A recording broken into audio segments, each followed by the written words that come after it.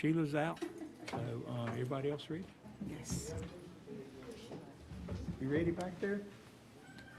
Okay. I'm gonna call to order the Town Board of Rolesville regular meeting, and also tonight we have an organizational meeting on December 7th, 2021.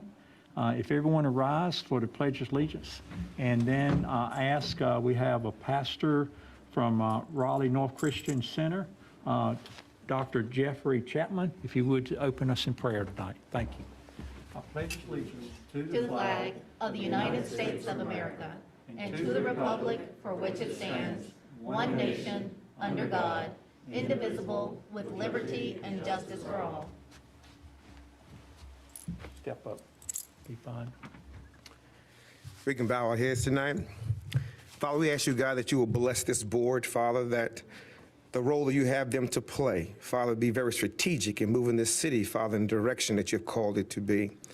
Father, we also ask you will bless their physical bodies, Father, as we deal with what we have to deal with in this country. We ask you, God, to continue to move, oh God, and open up windows and open up doors, oh God, so this city, God, can be, Father, something, oh God, that it have never, ever seen before. We ask you, God, to bless all the people, God, that are nominated and will be commissioned tonight, that you will move upon their families as well.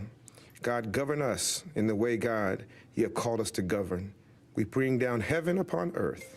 We are so thankful. In the name of Jesus we pray. Amen. Amen. Amen. Thank you. Thank you, Dr. Chapman.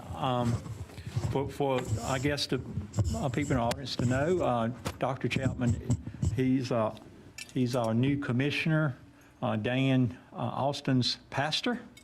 So I guess he's beholden to you, sir, and getting him where he's at. So good job there.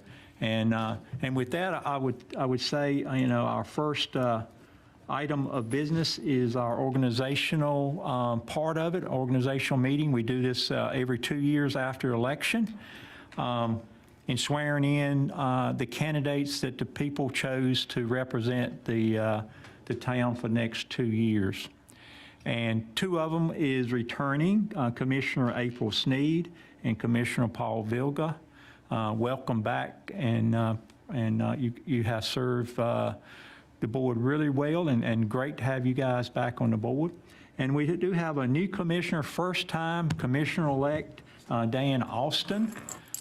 He's from the Heritage community, I believe, right, Dan? So we're going to welcome you on the board tonight with a swearing-in ceremony. Looking forward to that, and I will turn it over to the clerk to swear these newly elected people into our board officially. Actually, I will not be swearing them in, but we're fortunate enough to have Judge Ashley Parker Dunstan here with us from Wake County. This is her third visit with us, and we're very grateful that she's here. And then what we'll do is I ask that just everyone if they come up, one they do come up on this side of the podium only because of safety for this cord. And we will start with Commissioner April Sneed. If you will join us, please. Who's swearing you in? There she is. Commissioner Sneed, do you have something special you'd like to hold the Bible for you?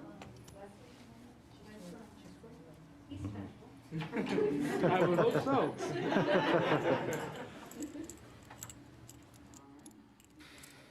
And then for pictures, I can have you stand this side. She's done this before. Just a little bit. And there are two originals, so Yes. you'll I'll put this. Well, I'll also say this is always a pleasure to be before you all in Rolesville. This is not my jurisdiction, as I was just bragging to one of the other judges whose jurisdiction it is. And I'm going to your jurisdiction to swear in your town council. And it is always a pleasure and honor. Thank you so much, Madam Clerk, for asking me to come back. Thank you very And I will tell you, Mayor, greetings to you and also to everyone else on the council. It's a wonderful, always a wonderful opportunity to see you all. But I'll tell you, Mayor, when your phone went off, I almost said silence all cell phones like I did before. I know. Tell me about it. I remember that this is your courtroom. That's right. That's right. So thank you again. Congratulations. Thank you. Commissioner Sneed. And whenever you are ready, if you will please place your left hand on the Bible and raise your right.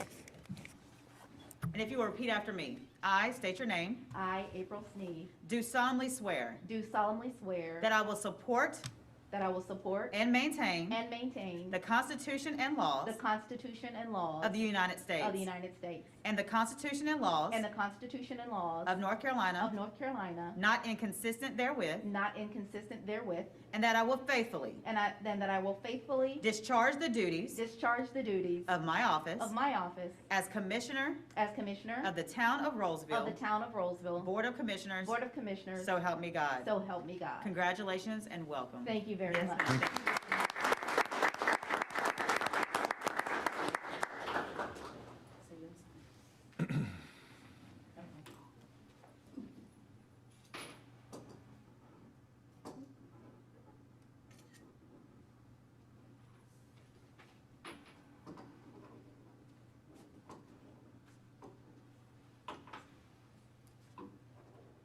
And if no one objects, we can do some pictures with family in between each swearing in. Come on, real quick. And friends. Come on, come on, come on. Yeah, come on. Let's let him talk, snap a quick one for us real quick.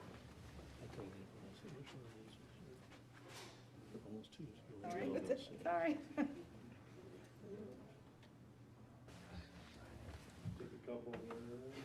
Don't worry, April, I got a really good back picture. Thank you, Michelle. I appreciate that. Make sure you're smiling in the back. Yeah, right? Behind our masks.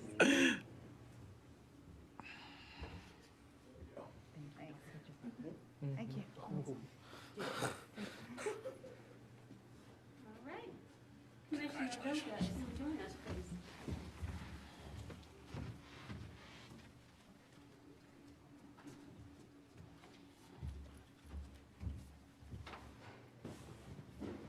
Hello again. Hello. And your wife will be holding? Yes. Okay, great. Same position. There we go. And are you ready? Yep. Okay. Left hand on the Bible, raise your right, please. And you want me to go, you want to lie a little, you want to say a little? You want a little? Okay, all right, just checking, all right. I state your name, I, Paul Vilga, do solemnly swear do solemnly swear that I will support that I will support and maintain and maintain the Constitution and laws the Constitution and laws of the United States of the United States and the Constitution and laws and the Constitution and laws of North Carolina, of North Carolina, not inconsistent therewith, not inconsistent therewith, and that I will faithfully that I will faithfully discharge the duties discharge the duties of my office of my office as Commissioner as Commissioner of the Town of Rolesville of the Town of Rolesville Board of Commissioners, Board of Commissioners, so help me God. so help me God. Congratulations and Thank welcome. you. Yes, sir.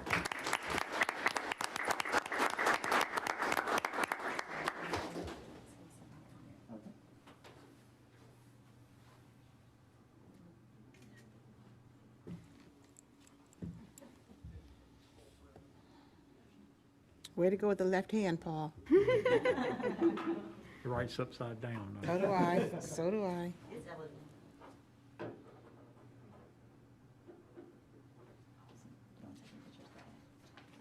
Is there more room over there? Just to be watching.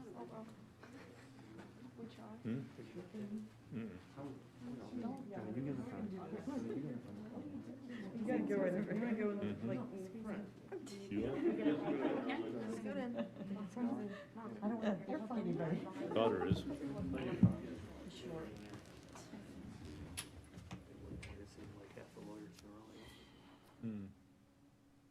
You do one without a mask too. Yeah, really. How do you know you got sworn in during COVID? Okay, so. Mask on? Take mask Take off. one more with Oh, masks yeah. on.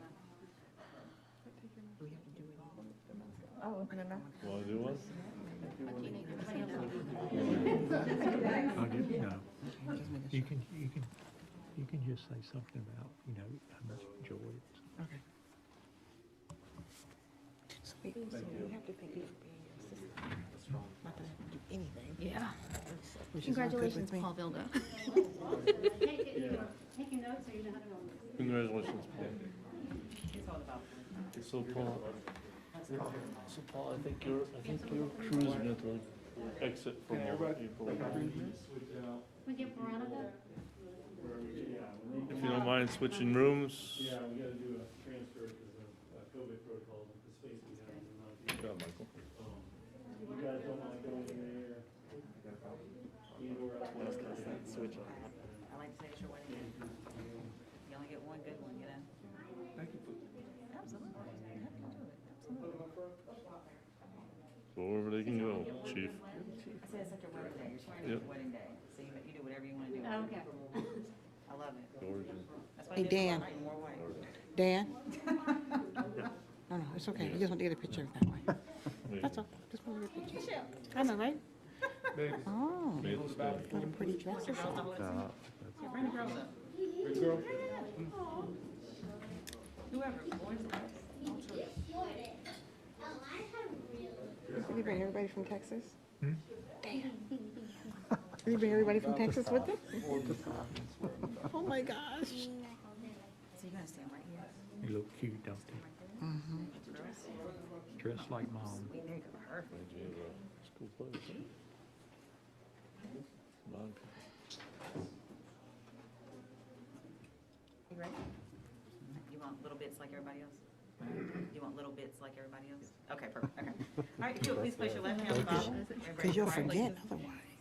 I state your name. I, Dan Alston, Do solemnly swear do solemnly swear that I will support that I will support and maintain and maintain the Constitution and laws the Constitution and laws of the United States of the United States and the Constitution and laws and the Constitution and laws of North Carolina, of North Carolina, not inconsistent therewith, not inconsistent therewith, and that I will faithfully that I will faithfully discharge the duties discharge the duties of my office of my office as Commissioner as Commissioner of the Town of of Rolesville the Town of Rolesville Board of Commissioners. Board of Commissioners. So help me God. So help me God. Congratulations and welcome.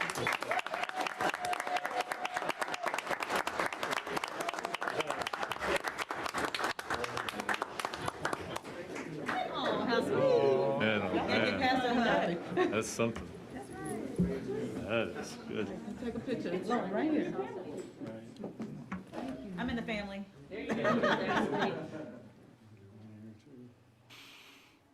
Born with the mask on.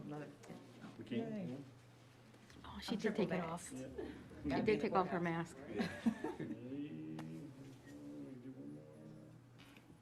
All right, keep taking pictures. Keep going in there. Yeah, get the whole family in there. Okay. Pastor, I got everybody?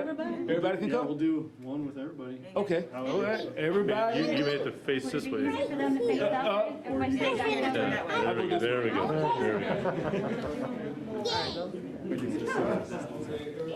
Social distance.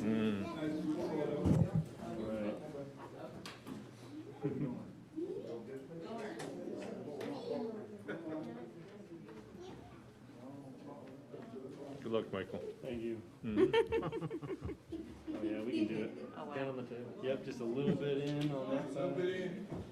Yeah, All right, everybody smile. yeah, ready? I'm gonna just start taking some pictures. Oh, you guys wanna get in? Yeah? Thank you, good job, Mike. He's got talent. He does. All right, Like ready? every, October and Yeah. March, when they get the results, it's just like 20 of them a week. All right, I got 3 there, so. All right. Yeah. One more group, Michael. One more. But she doesn't have it. Hang tight, Michael. One more. One more action. One more action. Hey, what's your name? Olivia? I'm Kelly. And this is Dave. Olivia's the name art. Yeah, I really like it.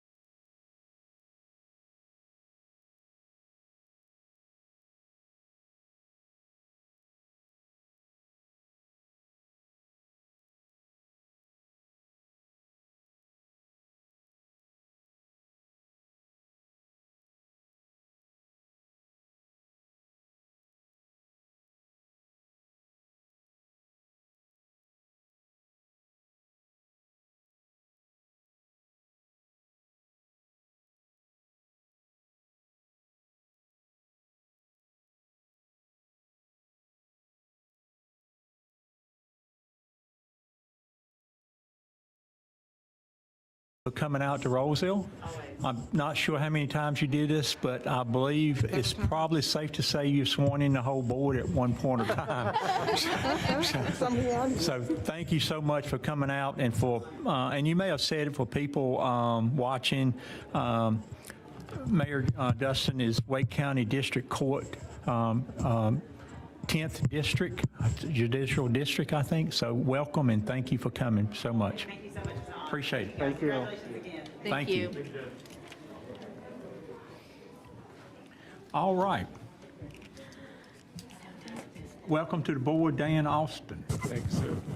And as some of you see, Sheila's missing tonight. She's feeling under the weather, been not feeling good for the last day or two, and felt like it wasn't a thing that she wanted to risk coming out and risking the board if she, spread something. So she's missing from us tonight, and we will certainly miss her.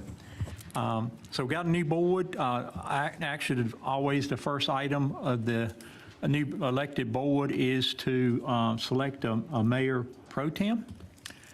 Mayor Pro Tem is the person that is selected by the board members to serve in the capacity of a mayor's function in case a mayor becomes unavailable for some reason or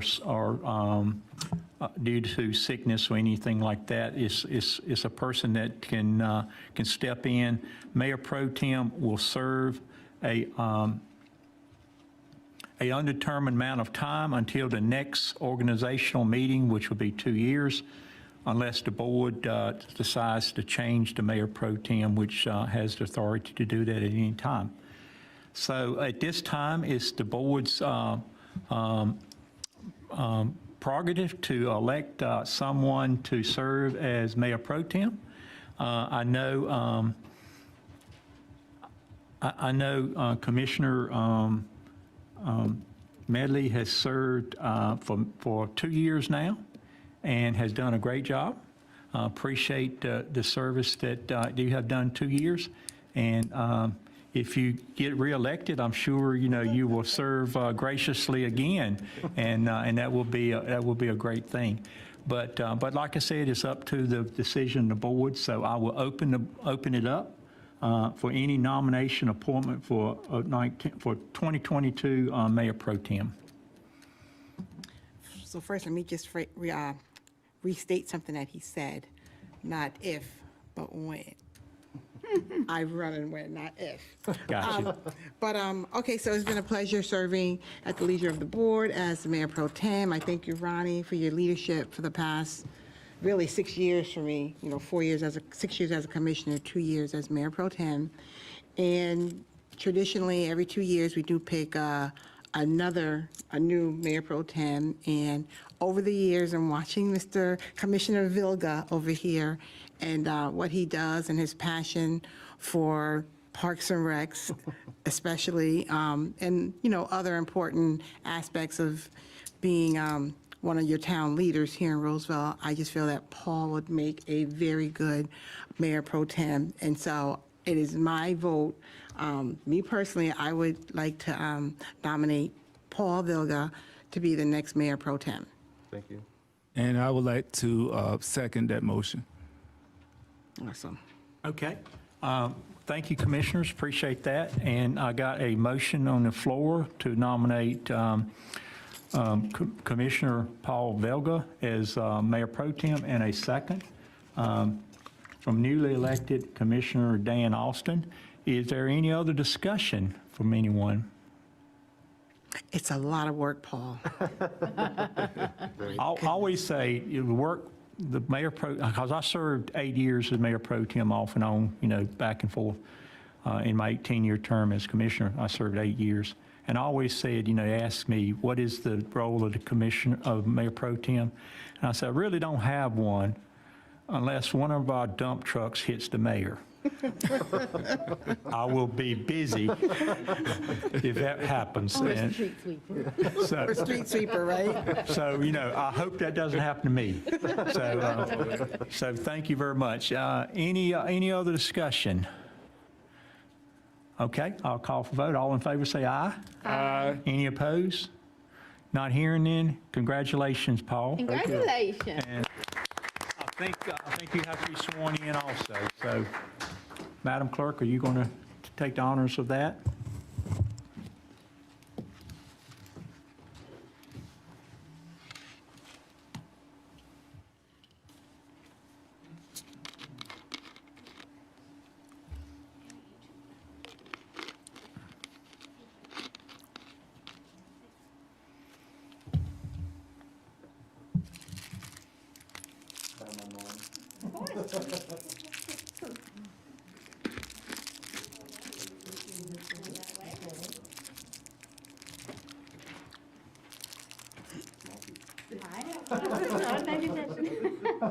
I state your name, I, Paul Vilga, do solemnly swear do solemnly swear that I will support that I will support and maintain and maintain the Constitution and laws the Constitution and laws of the United States of the United States and the Constitution and the Constitution and laws and laws of North of Carolina, North Carolina, not inconsistent therewith, not inconsistent therewith, and that I will faithfully and I will faithfully discharge the duties discharge the duties of my office of my office as Mayor Pro Tem as Mayor Pro Tem of the Town of Rolesville of the Town of Rolesville Board of Commissioners, Board of Commissioners, so help me God. so help me God.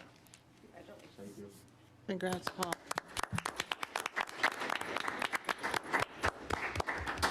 So I've got a complaint already, Paul.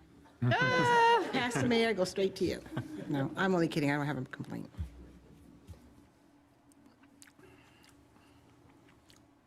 I'm just so happy that the past two mayor pro tems were left-handed. Yeah. I don't feel it. Just make sure you get a copy. Thank you very much. Awesome. Thank you. Thank you, Board. Appreciate that. The next item on the agenda is advisory board liaison appointments that I make. I have talked to the commissioners.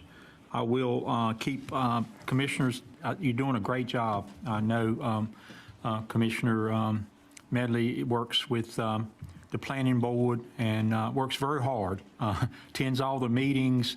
I actually reviewed the last meeting last Monday night, I think it was, a week ago, and very active, adds a lot of input. Thank you for doing that, and I would love for you to continue to serve on that. So I'll reappoint you there. Commissioner Vilga serves on the Parks and Recreation. I would love for you to continue to serve there. Commissioner Sheila Sutton serves on the Economic Development Board, does very good, and she would love to continue, so I'm reappointing her to that. And with the vacancy of Commissioner Wilson, I'm asked April if she would serve as a liaison to what we call our public safety board, which liaisons with fire board mostly, but also EMS and police on quarterly plannings and type things. So she graciously agreed to that. And Dan, I will find things for you to do. Yes, sir. So appreciate it. Thank you guys for stepping up and helping with those appointments again. Next item is the review of the agenda, and I would ask if there are any changes or deletions or any of the revisions to the agenda. I will entertain that at this time.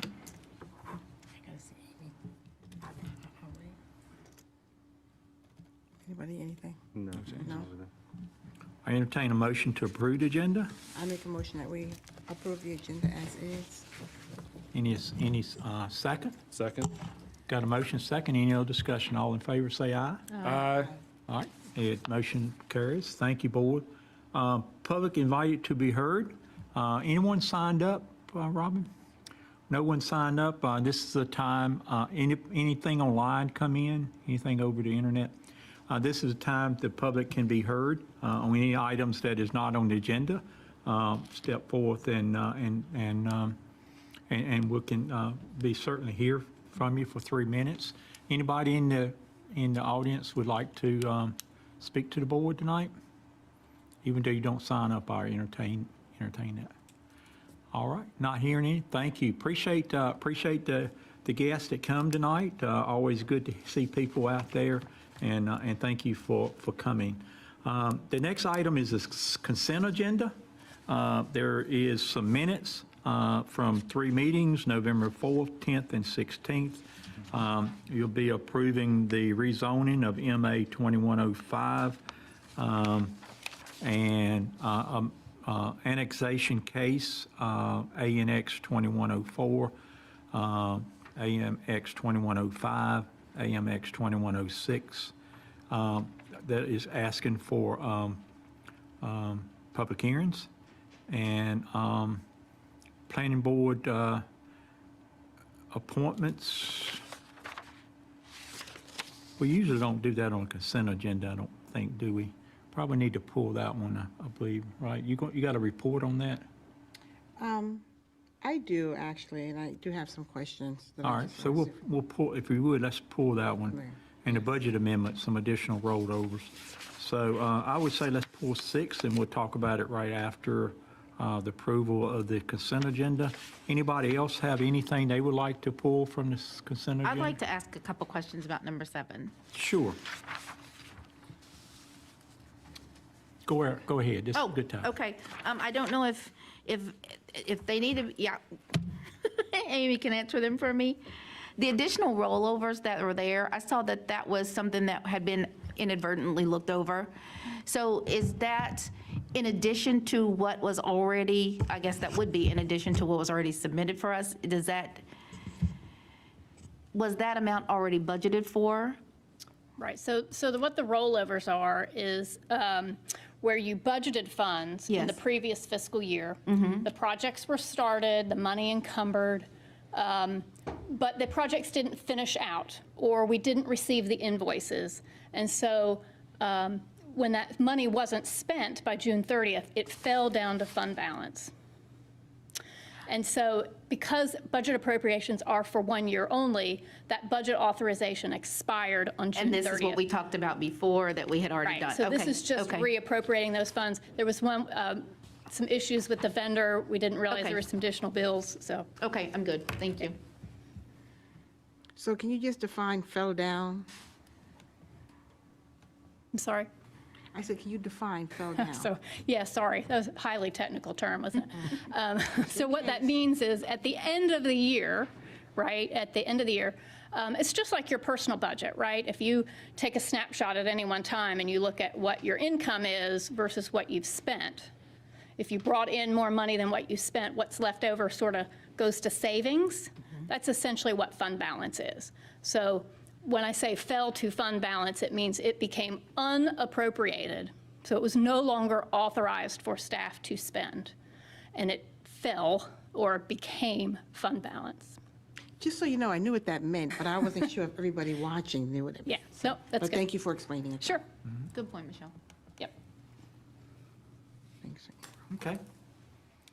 Okay, we got 6 items remaining. Do I hear a motion for the consent agenda? So moved.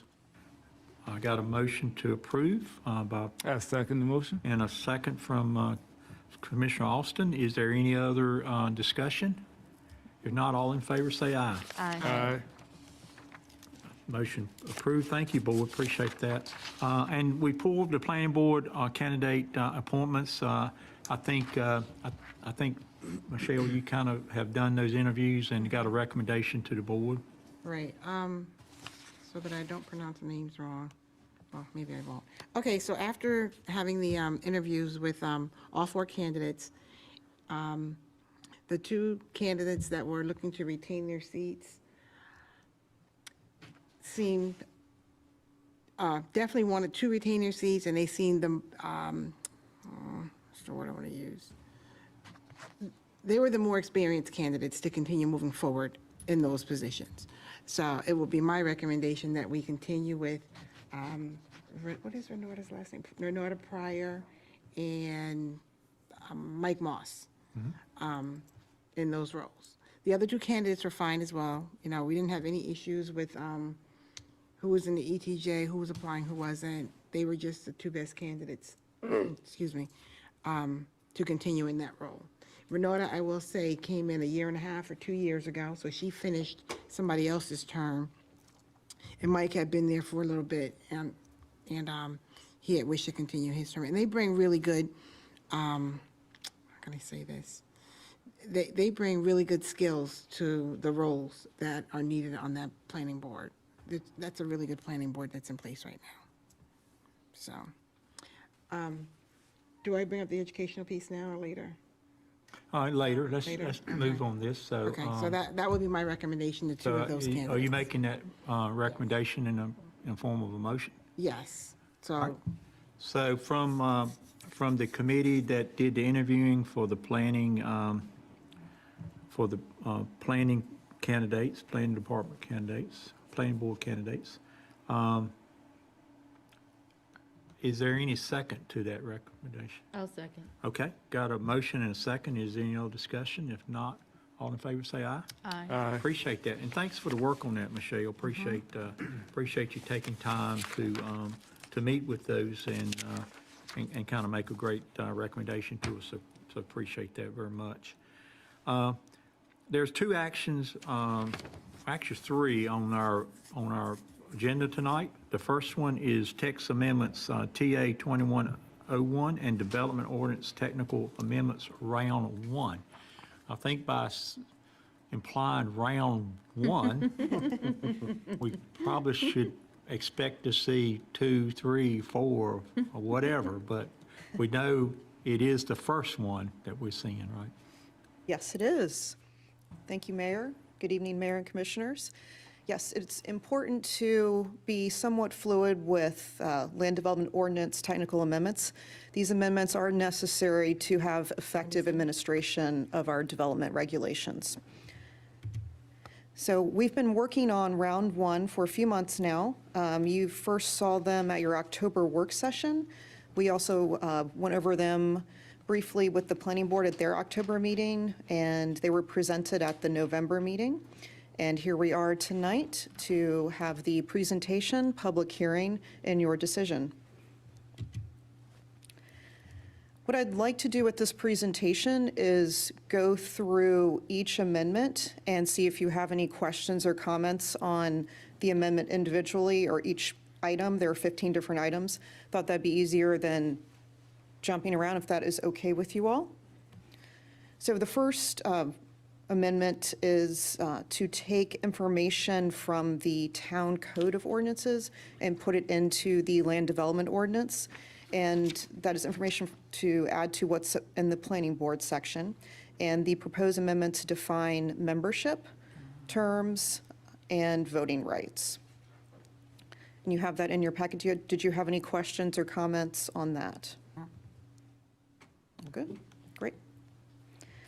Similar proposed amendments are with the Board of Adjustment section as well. Again, those amendments define membership, terms, and voting rights, and that establishes the Board of Adjustment size of 5 members with 2 from the ETJ. Any comments on that? just a quick question. So 2 from the ETJ, 2 alternates, and what is the other 3? Or how is that? That's 4. I think when we discussed this before, my recollection was we were having a total of 5 members, 3 members from corporate limits, 2 from the ETJ, and I thought we had decided not to have the alternates because we wanted to stick with the 5. Well, then, I'm not sure. What is the proposed amendment? It's saying plus 2 alternates. Is that in the table or in The board, when seated, is 5. Yeah. Correct. The 2 alternates only seat as board members when needed. Otherwise, they would not be considering the case. I'm sorry, I don't get that. So I'm still not getting the plus 2. So you're saying 5 include the plus 2? No, ma'am. There would be 7 individuals Okay. who serve with the Board of Adjustment 5 of whom are appointed as regular members and are seated. And if one of them is unavailable or incapable doing a conflict, one of the alternates would be seated by the planning staff. The typical practice is to rotate that use. Okay, I guess the way it's phrased to me, it seems like it's 5 members, 2 from the ETJ. I get the 3 from the corporate limits plus 2 alternates. So even though you're saying 5 would be seated, those other 2 would be on standby as the alternates. Yes, ma'am. Okay. And we need to touch base on that. In the table, I did leave the +2 alternates, but in the actual amendment text, it says nothing about the alternates because I thought we were not going to have the alternates. So that's where I'm confused at. Okay. So thank you for catching that. Correction. I'm advised that the board in its last consideration struck the use of alternates as unnecessary and that we would only seat 5. I remember you explaining that even if we just had 5 and we had whoever we had show up, we could make work. I know you could probably say it better than that. If you have 5 and they are hearing a case that requires a supermajority, 4 affirmative votes would be necessary. If you have someone who is unavailable or conflicted out of hearing the case, you would then only have 4 individuals hearing the case, in which case the applicant would need to receive 4 affirmative votes out of 4, which is one of the reasons that the alternates is often used. They're authorized by statute, but they're not required. So then it would be in our best interest to have the 7. I think so. At least The 2 alternates. At least one alternate, but 2 would be better. Right. Yeah.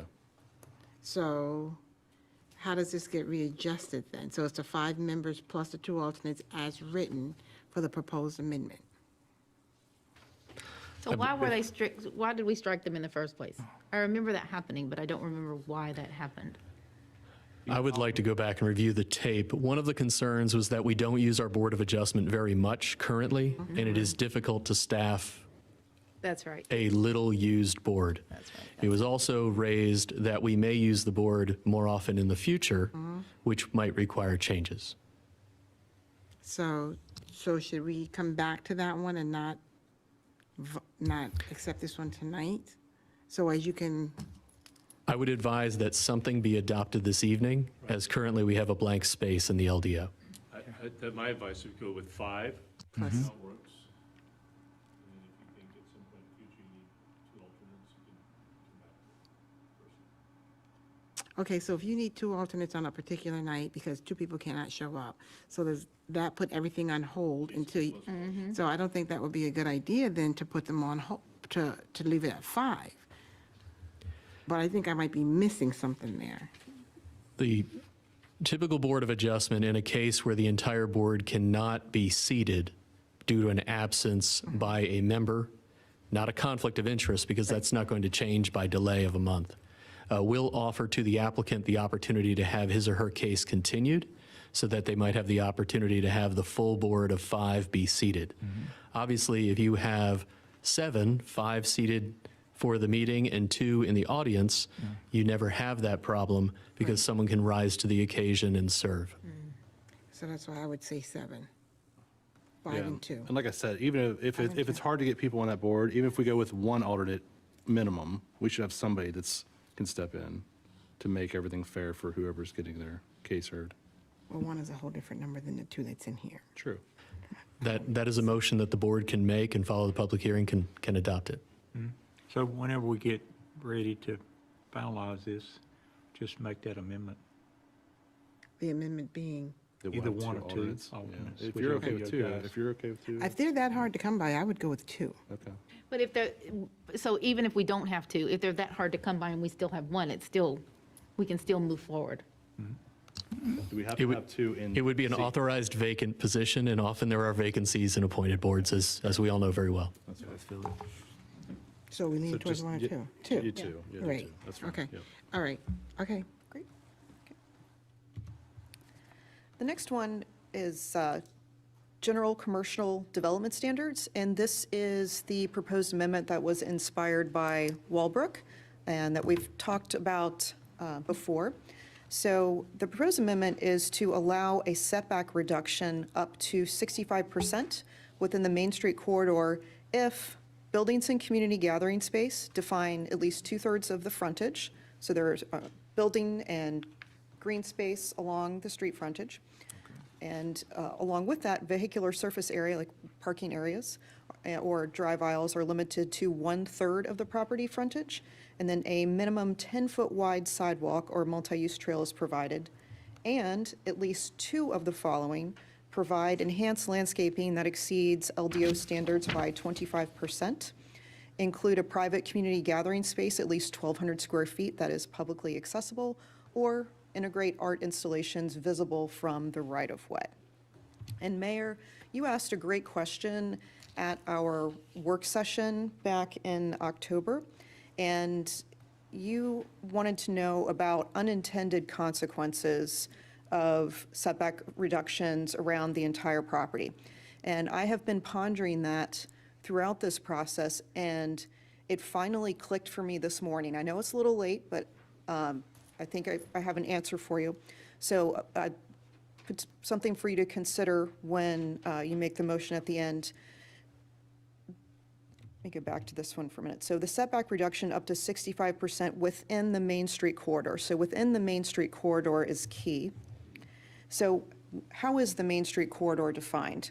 I think that's the missing link that would help with the potential unintended consequences.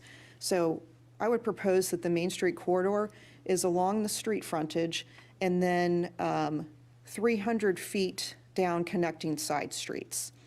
So that would cover where you see Main Street on this slide and then the side streets, and without going too deep. So any thoughts or It'd comments be on on that? each side of the street, 300, 600 feet total. Yeah, 300 feet on one side, like where you see Building A, and then 300 feet on the other side where you see Building E. So that corridor would be considered along the street, and then 300 feet down side streets.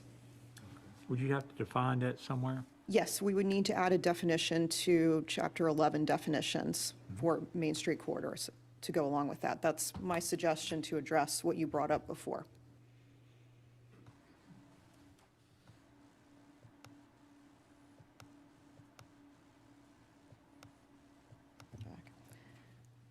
Any comments on the rest of these items? I know before you all said we'd had one of these, and you had the great suggestion to make it 2.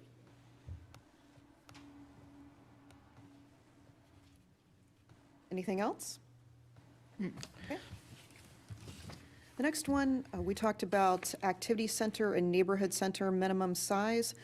We found an error in the LDO where the minimum size for an activity center was 25 acres, and that was really meant to be more of a maximum or some other thought, and with the neighborhood center, 20 acres. So what we discussed before was changing the activity center minimum size to 3 acres and the neighborhood center minimum size to no minimum. Any comments or questions? That's good. I'm sorry, you said 3? Yeah. 3 acres what for an is- activity center? Right, so what is 5 to 10? Recommend decreasing minimum size to 5 to 10 acres. Oh, that was our starting point in the table. It's the text that follows the table where you have the blue text. Okay, That is the actual amendment portion. okay, gotcha, sorry about that. So you're really good about catching my mistakes in the table. Not intentional. No, it's good. Very good. Thank you. The next item supports the future development of the Rolesville Public Works Facility.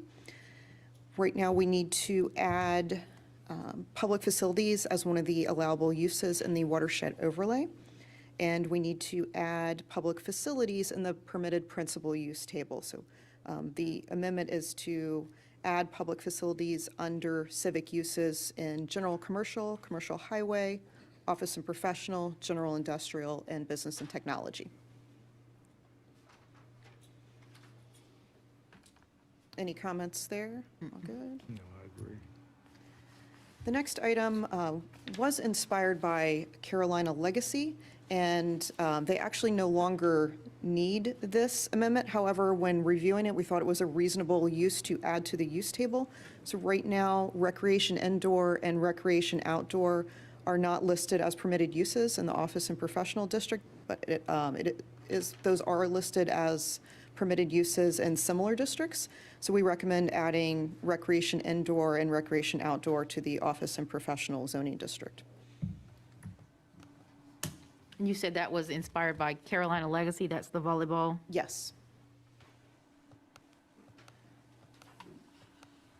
Their plan is under the Unified Development Ordinance, the previous ordinance, and they were considering changing their plan to be under the Land Development Ordinance, but they have decided to stay with their plan under the Unified Development Ordinance. Okay. I see some pensive faces on this one. I'm thinking, okay, future, where would this affect? What areas would this affect? Just running it through in my head.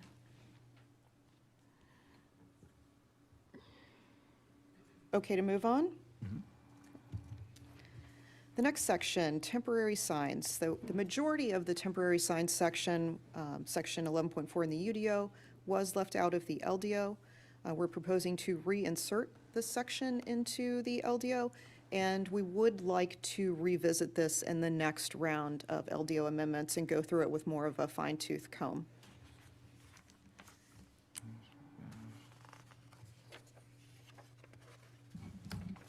Any comments on that? Okay. Next item, table 6.2.2.2, required perimeter buffer by district. Residential medium RM is listed twice in the table, and that is a typo. The second listing of RM should be MH, manufactured home district. That one should be pretty straightforward. Any comments?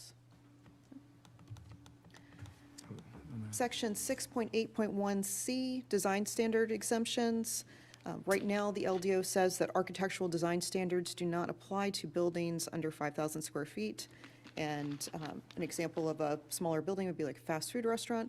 So we propose to amend the ordinance to apply those architectural standards to all new buildings. I agree. Yep, I Any agree. comments there? I remember a conversation about that. Okay.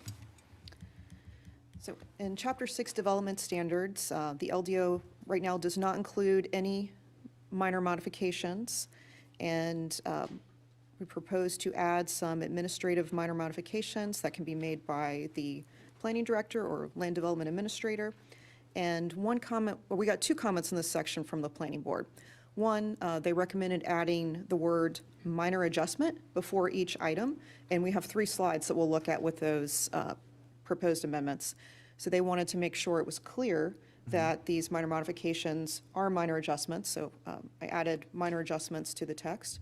So proposed administrative minor modifications include minor adjustments to reconfiguring parking design if the number of spaces stays the same, minor adjustments for changing landscape material, as long as they stay in compliance with LDO standards, adjustments to the location of streets, sidewalks, lot boundary lines to account for discovered field conditions, and minor adjustments to residential development phasing lines that don't affect any other conditions or timing. And then the item that the planning board suggested adding was minor adjustments to mail kiosk locations based on postal service issues or field conditions that are discovered. Any thoughts on the new one? Oh, I've been thinking about these kiosks a little bit, based on some discussions I think the board had about golf carts and stuff. The larger neighborhoods, say 300 homes or so, is there a number of kiosks per unit? I am not sure, but I it almost seems think logical. it needs to be sectionalized, and it may be. I'm just wondering, you know, if a very large neighborhood, if they just had one in one, it people in the very back would have a long ways to go and stuff. So maybe something to think about in round 4 or 5. You know, if we don't have, you know, a smaller number, maybe a maximum of Sure, I'll kiosk look at that. units or something, you know. You mean like per phase? No, per house, you know, like if it's, yeah, like if it's 250 houses, it may require at least 2 or something, or 3 or something like that, you know. But who determines the location? Is that the developer or is that the post office? The answer to both of those is yes. So the developer will propose a location, and one of the reasons that this suggestion came up from the planning board is that after the location has been suggested and gone through the site planning process, when the USPS finally makes comment, they have indicated that they would like it located somewhere else. Rather than going back through the process, that then would be something that could be handled by the planning director or land development administrator, which is the same thing under our LDO. And with that said, they may not allow no more than one per neighborhood because they don't want to drive around in the neighborhood, probably. That is correct. That's true. So it may be not possible, but from a resident standpoint, I think it makes sense to have, you know, closer to the people. Anything else on this set? Amen. Great. And back to the Public Works Facility item again, we propose to add a definition for public facilities to Chapter 11 definitions, and that's a facility housing government offices, shops, maintenance and repair centers, equipment, and outdoor storage yards. Any comments on that? I think we're getting close to the end of this set. We are proposing to move the neighborhood meeting standards from the standard procedure for public involvement to the LDO handbook Appendix A, and would like to add neighborhood meetings as step 4 for a zoning map amendment, and that would make the planning board meeting 5, the legislative hearing with you all 6, and then decision 7. And I know I've gotten a few questions from some of you on neighborhood meeting notification distance and some of the items involved, so I've included a summary slide for what is in the proposed amendment. First, it talks about the location of the meeting. It says it needs to be at a municipal facility or a facility convenient to the site, and that is consistent with the public involvement standard procedure. The next item, it says notification, 200-foot distance, not to include street right-of-way, so you jump over the street right-of-way when making that measurement. And notification needs to be mailed at least 10 days prior to a meeting.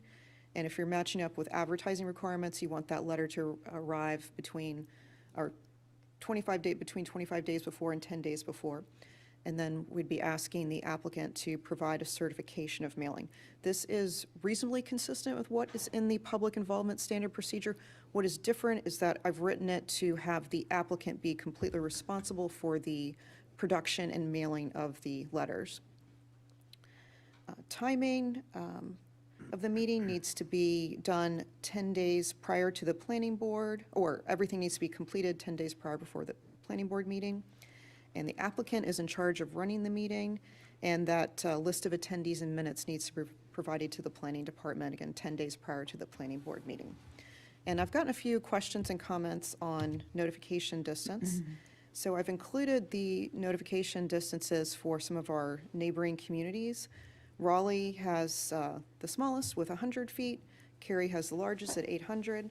But some of our more comparable communities, like Knightdale, 200 feet, same distance we use. Holly Springs, 300 feet. Wake Forest uses 500 feet for their notification distance. Meredith, you said this is being pulled out of what? To be put into the LDO? Right now, the neighborhood meeting information is in one of our standard procedures. And I think that's more difficult for people to access and find. I think if someone's working on the rezoning, if this information is in that LDO handbook with the other steps, thought that would be very helpful. I have a question. If you go back a screen, I just don't really recall, but that doesn't mean a lot. You said the developer would be responsible for the mailings. Yes, But I thought that's- that was a little bit different. It because is. The concern that's- was, how do we know that that's happening? They have to provide a certified statement saying that the mailing was done and it was mailed to these property owners. They have to provide they've been providing a map of the properties that are being notified, so we check and make sure that it matches with the notification distance. And it would be easier to do if it's certified. So what if they don't do it? Or what if they do it a few days off, or if they're late, then Then what? they have to wait they can't go to the planning board meeting that they want to go to. And then they can't come to the town board meeting they want Then they to have go to to. do it all over again and They have resubmit to and. meet the rules, and then whenever they do it, we proceed from there. So wait, I just want to make sure I understand this. So they're providing a list of everyone they a list of names of everyone they mailed it to? Is that what I'm understanding? Yes, they have to provide that and certified proof of the mailing. Okay. And then that's checked on our end to make sure that it went to everybody that was supposed to. And it saves us the time and expense of creating the letters, stuffing the envelopes, all that.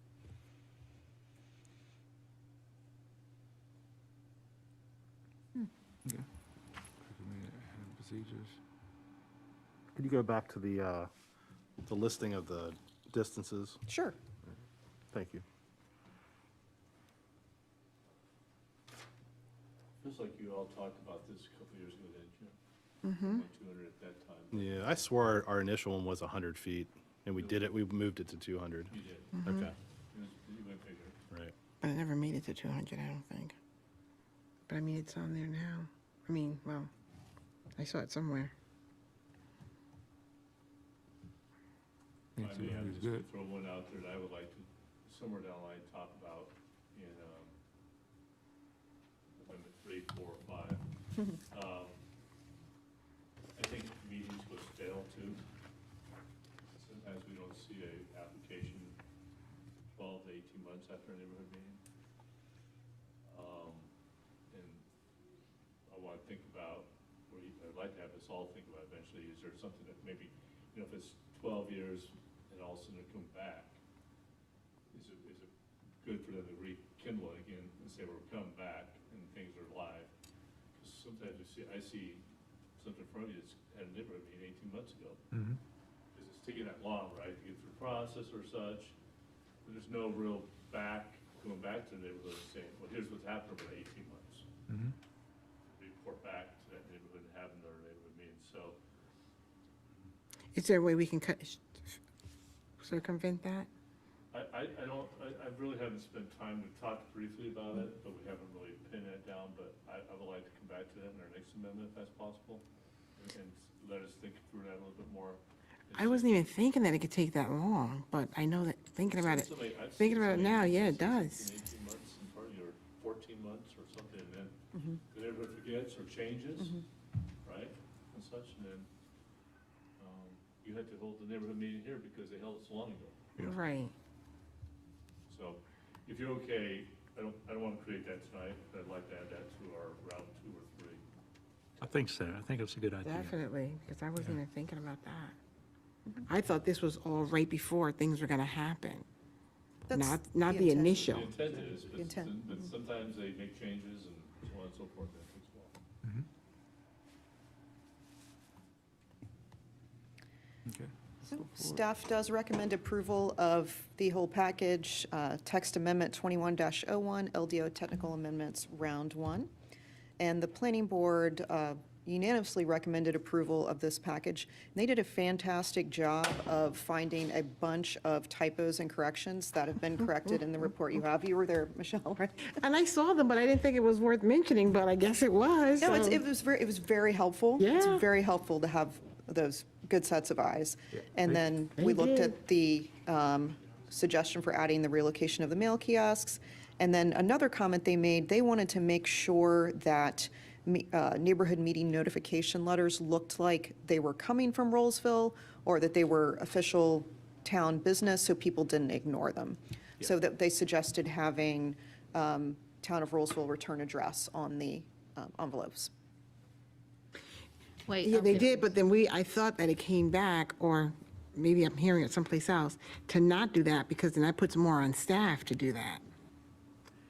I would make the developer or applicant do that. They can just put the Rolesville Town Hall return address on the envelope, so that way people think, oh, this is a Rolesville thing. But is it coming back to staff? If it was returned, it would, then which is fine. Or any correspondence that they decide to write back on, unless there's a website or phone There would be number. contact information in the letter, and there would be, information about when the neighborhood meeting is, who the applicant contact is. The applicant would sign the letter with their contact information, but just when you get a letter, it would look like something you would want to open. Yeah, their concern was for it not to look like a piece of junk mail from a realtor.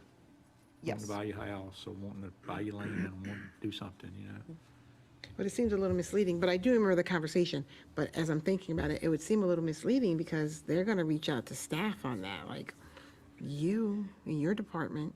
And that is okay. They will do that anyway, to ask questions, and we are absolutely here for that.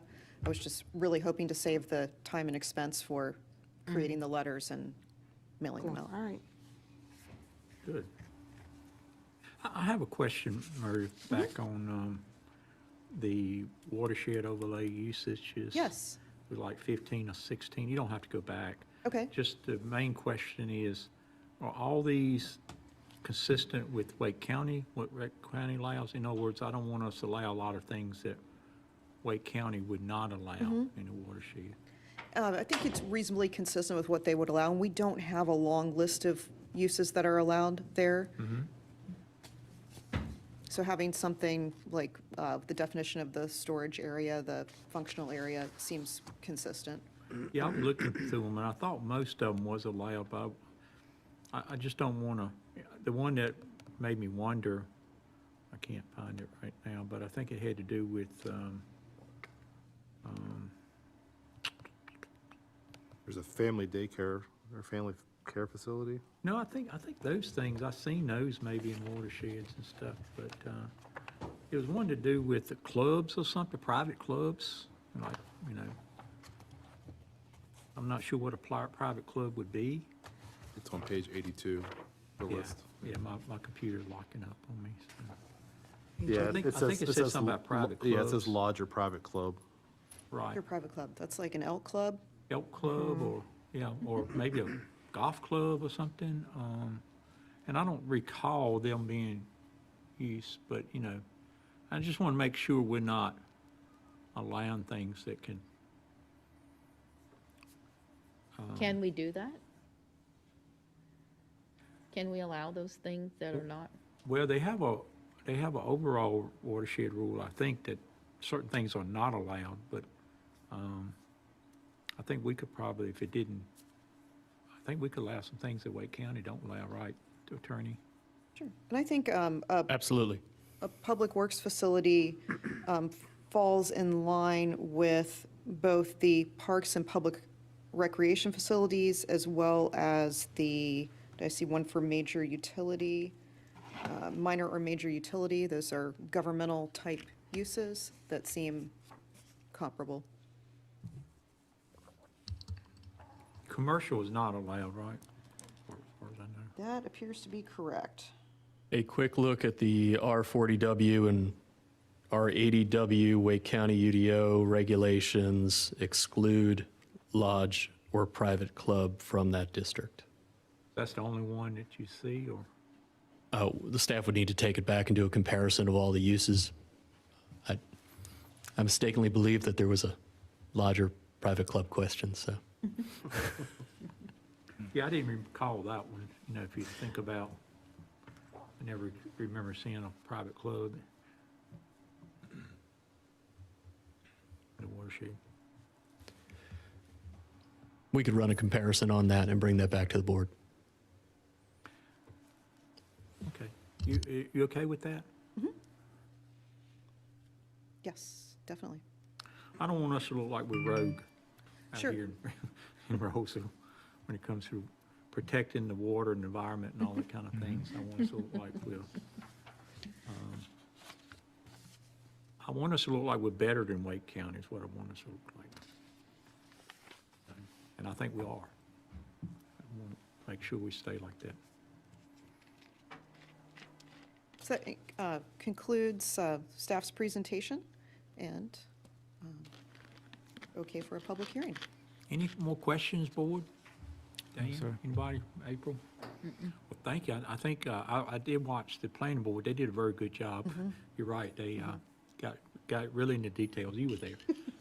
Very good job on getting this. Made it much easier on us, I think.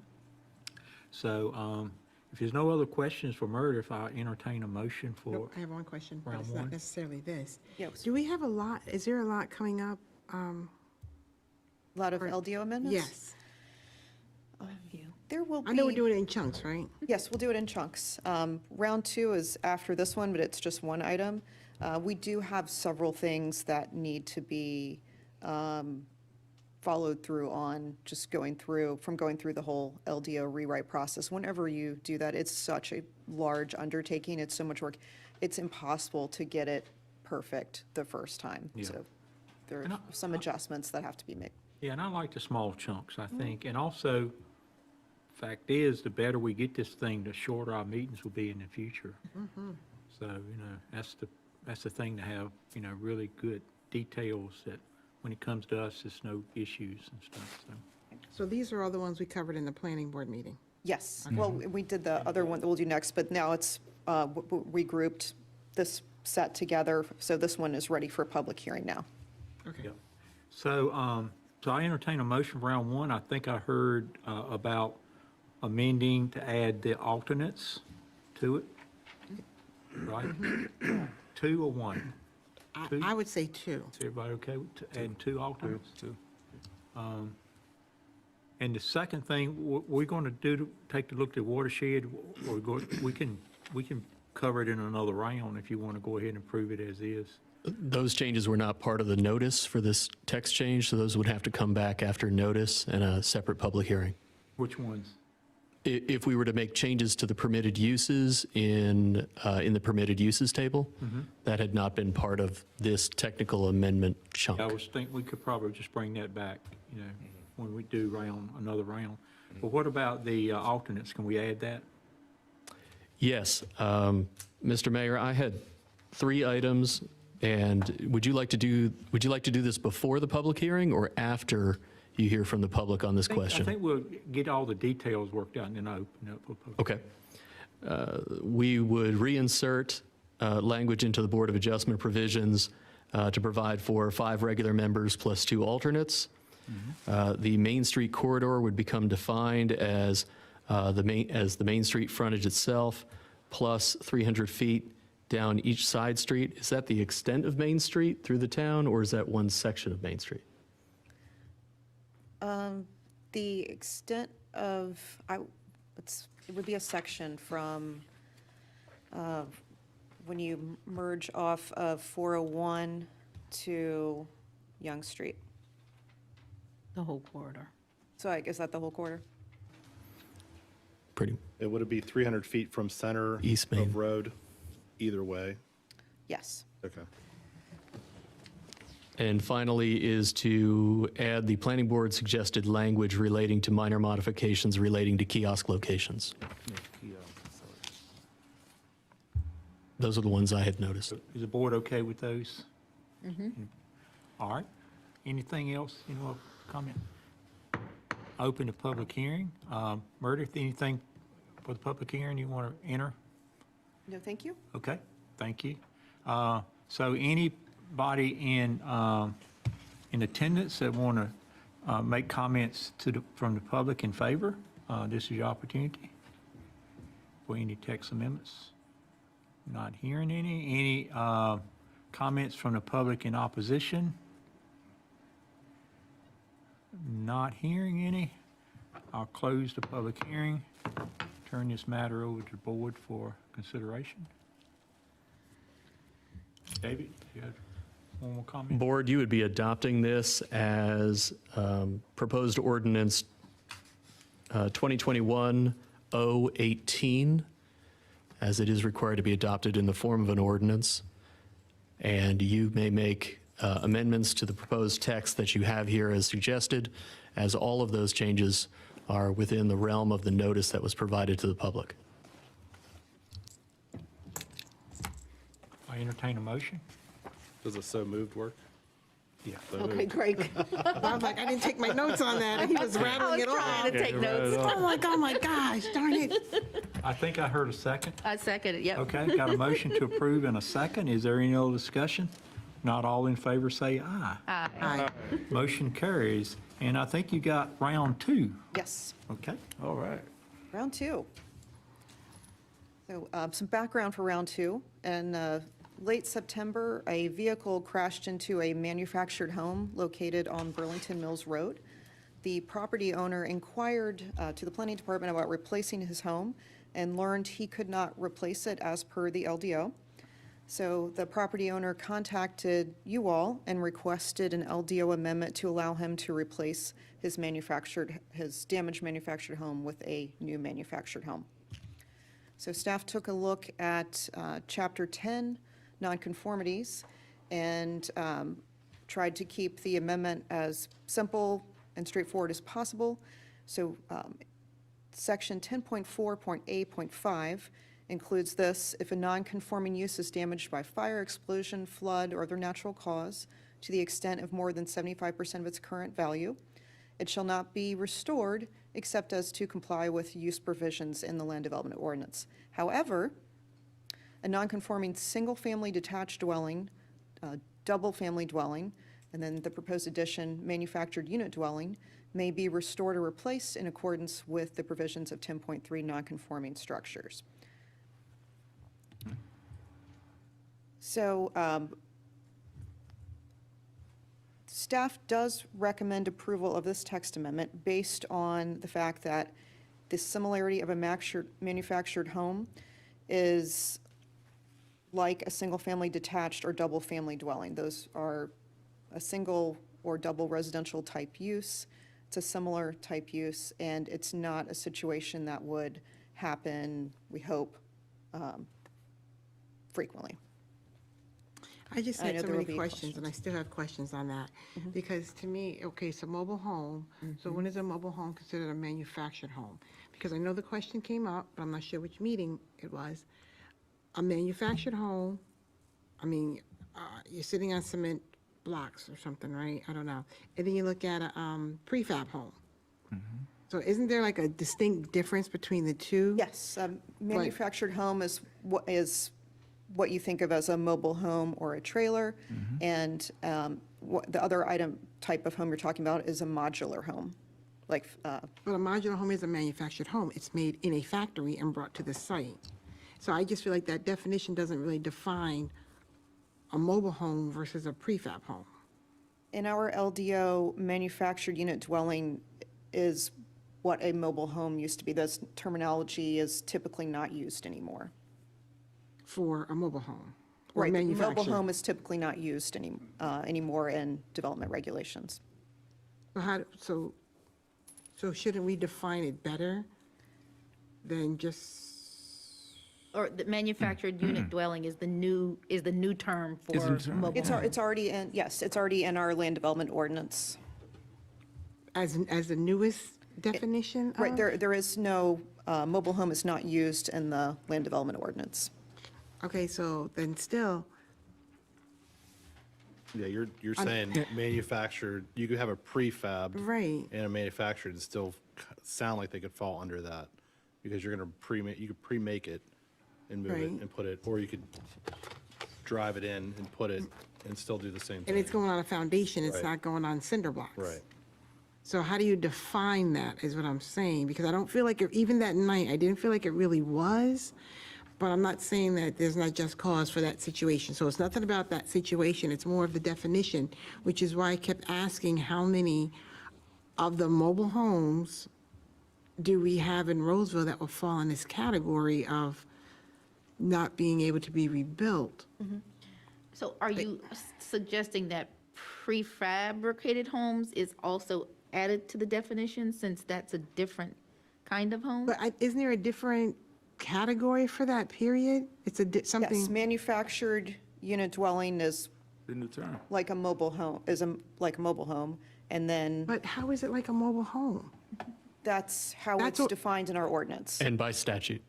Is it? Okay. Yeah. This doesn't say mobile home. Right, that's what I'm saying. No, Right, it- Because it'll This use would be more, terminology. this would be and- can't more use that term. inclusive than just, you said a mobile home, you think of it has wheels on it or something, right? Right, wheels, or you have to sit it on blocks or something. It's not really attached. Yeah. The new term for mobile home is under manufactured manufactured unit dwelling, Yes. yes. So don't even say mobile home. It's manufactured Manufactured unit unit dwelling. dwelling, yes.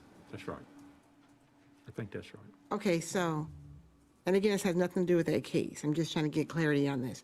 So for the other homes that are in that vicinity and not wanting to do any, whatever the UDO said before about not rebuilding, who is to say that somebody may want to upgrade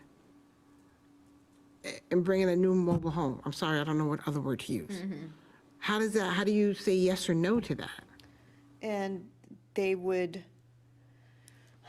See, I Because have- also keep in mind that it says a natural disaster, and I know that it got a little loose and fancy at the meeting when they were saying, well, somebody may have had a heart attack, that's natural, it just needs to be brought in a little bit more than, okay, a natural disaster, what was the natural disaster that happened? Remember, they were defining it as the imminent death when it happened? Yes, and then. So that's why I'm not saying yes or no to that situation, because that is a terrible situation and I get it. But I'm just trying to clarify it to move on, because you all may not have been there. One of the things somebody said was, if the person had a heart attack, isn't that natural? But this is natural disasters. So that's why I'm just trying to separate that, how that happened, what happened to that house. I'm trying to understand that. And how are we defining this as being able to rebuild? And I'm not saying don't rebuild. So I just got to keep saying, I'm not saying that. Just if something comes up, So is this? And if it helps, the first portion of this section relates to non-housing now. Relates to all kinds of land uses that we might have in our permitted use table that have nothing to do with a place where someone lives in a single-family home. If you are the property owner and you are not dealing with a non-conforming single-family home, you would be in the first part of this section.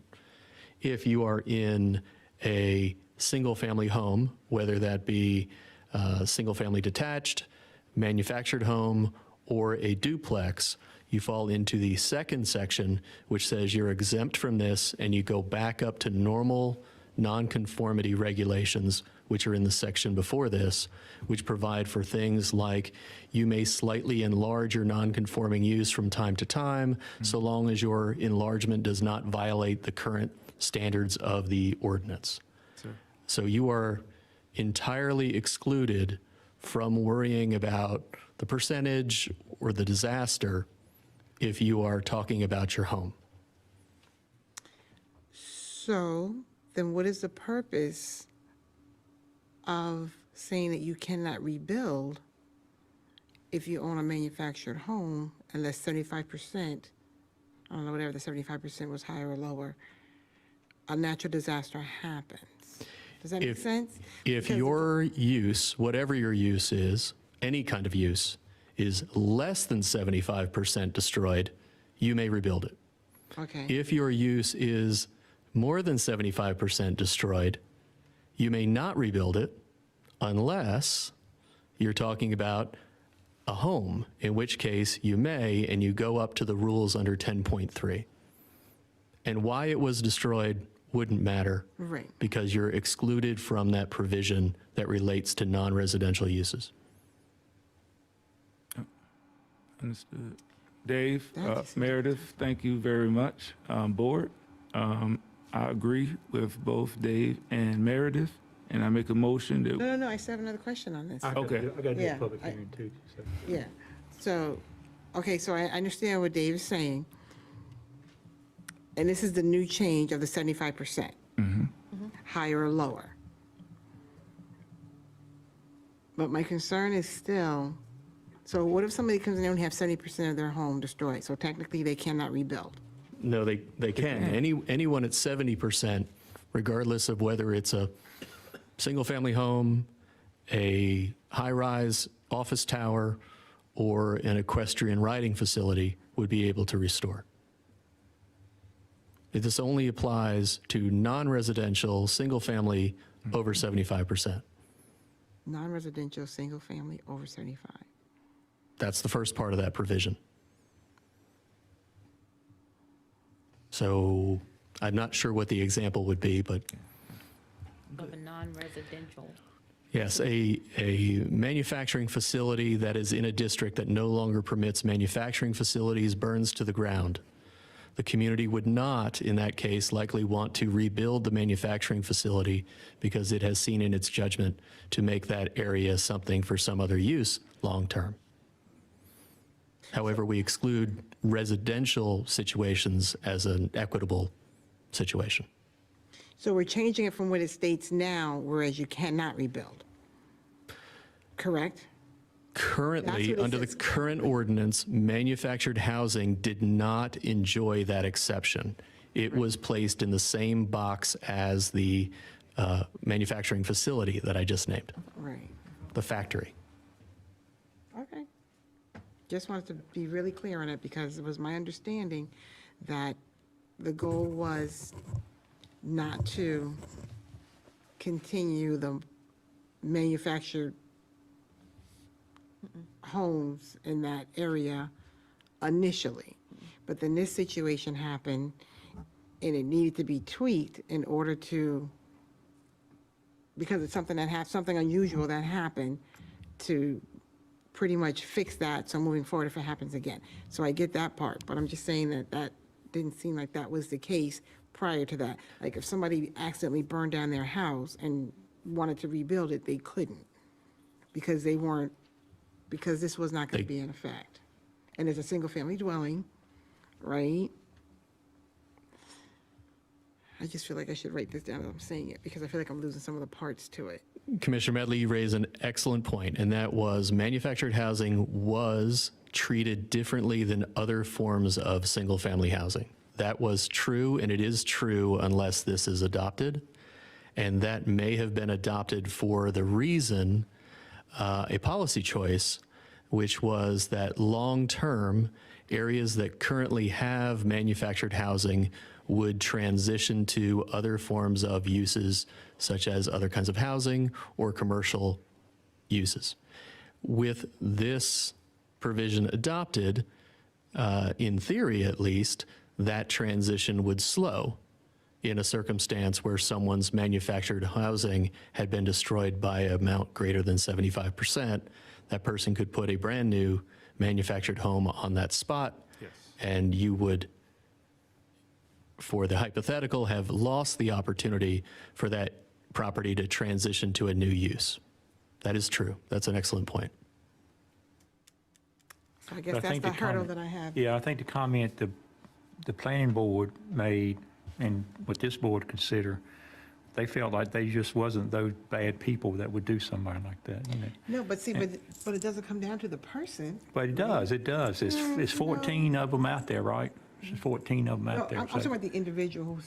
No, it's not the individual. Oh, It's okay, it's what gotcha. we, you know, how tough do we want to be, you know, kind of. No, and again, I'm not saying not to move forward with it. I just want a better understanding of some of the things that I heard at the planning board meeting just didn't make sense. Most of it did, but it didn't make sense when they were defining, well, if that's a natural cause, I don't think the definition was based on somebody having a heart attack as natural, although it may be, it was saying more natural as in nature. So that's why I'm saying, well, how are we really doing this? How are we changing it? So I get it. So that's, and again, I wasn't trying to block anybody, because it was a very awful situation that happened. It wasn't something that happens on a daily basis. And I still don't know how many trailers are over there. We estimate about 15 Okay. along corridors that are not in the manufactured home district. So this actually will save that development in such a way that the manufactured homes will always be there. Because there's no requirement that they have to turn it into a brick and mortar type No, there's no requirement now. Right, the it kind of property- protects it. Sure, the property owner could choose to sell his property, and then when that happens, it would be developed in line with the residential low zoning district. You never know when people will sell.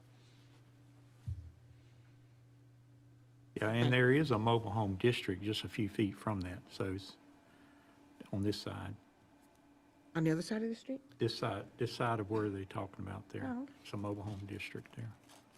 All right. Okay, thank you. You want to get to your recommendation? Sure, staff does recommend approval, and the planning board recommended approval unanimously as well, and they had much discussion and then circled back to they were good with how the draft amendment was written. May I ask one more question? Yeah. So this natural cause, is that an issue that came up in the planning board meeting? Or is that defined, does it need to be defined any better as an act of God as it would be in an insurance? Or does those two words need more? I'm going to let Mr. Neal Yes, I think they do. go for that one. The planning board talked about that quite a bit. Yeah. And talked about opportunities for a non-residential use, because this is all that would apply to engage in certain nefarious activities to be able to take advantage of this provision, and whether the language should be revisited in the future. But it was beyond the scope of the matter we were seeking to address here. That is, regardless of the circumstance of this property owner's disaster, which was a motor vehicle collision, we did not need to test it against those natural disasters that are listed. But it may be something that the staff should take back and consider for a future chunk of LDO technical amendments. Okay. I would say they definitely do that, just so that it won't come up again that way. And they all had great points on why this should be the way it is right now, and I'm in total agreement to that, but I just wanted to be clear that Yeah. it should be. Okay. Anything else?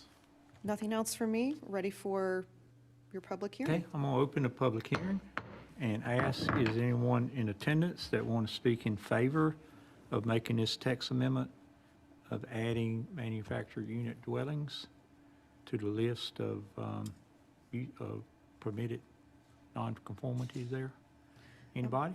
I've spoken with Mr. Pierce multiple times, and I spoke with him this morning, and he asked if he needed to come this evening. And I know he works very early in the morning. I told him he didn't need to come since he'd already contacted you, and he just wished to express his gratitude for your consideration. And naturally, he's in favor. For the record. Okay, anybody in the audience here that is in opposition to us allowing this? Okay, not hearing any, I will close the public hearing. And I think Commissioner Alston had a motion. Yes, sir. Thank you so much for explaining that. And I read this again last night and also this weekend, and it's sad of what happened. And we can't control that. But one thing is that we're doing right by the citizen and also the other 14 that's in the area. So I want to make a motion that TA 21-02 LDO Technical Amendments Round 2 be approved. And this would be adopted as ordinance 2021-019. 019. Okay. So I make a motion to approve TA 21-019 Land Development Ordinance Technical Amendments Round 2. My second. Good, got a motion, a second, any other discussion? Discussion board at all? Okay, all in favor say aye. Aye. Any opposed? Not hearing, motion approved unanimously. One thing, I watched the planning board and they were very thorough on this, and they made some comments that I felt heartfelt, that I feel like too. And we've had some discussions with people, bringing up this ETJ, and this is what we're talking about, ETJ issue, right? Attorney, we're talking about the ETJ. And And I think my opinion, we extend to ETJ is for future developments that's going into the ETJ to control that. What's future, what happens in the future out there, and not necessarily punish the people that's already living there. Correct. Yes, sir. And, you know, this would be punishing the person that lived there before we extended ETJ. And I don't feel comfortable doing that, you know, punishing somebody. We extend ETJ and then we punish them later. Because that's not, I don't think, you know, the people that served before you that approved that. And that, I heard comments that we just did that 6 months ago, but that ETJ has been years, 10 years or so, been a long time, a long, long time. But I think it's for future use. So, you know, David, I listened to the meeting, and you made some comments about, you know, non-conformity of horse farms and horse barns and stables and stuff. And I can tell you, they are there. It's a lot of those non-conformity things that people got. This particular area that is in the ETJ has a lot of those in there. And we have extended ETJ all the way as far as we can, and they are included. So, and they fall into that first topic where it's not a dwelling. I guess it's a dwelling for a horse, but it's not a people dwelling. So, you know, if that came up, I would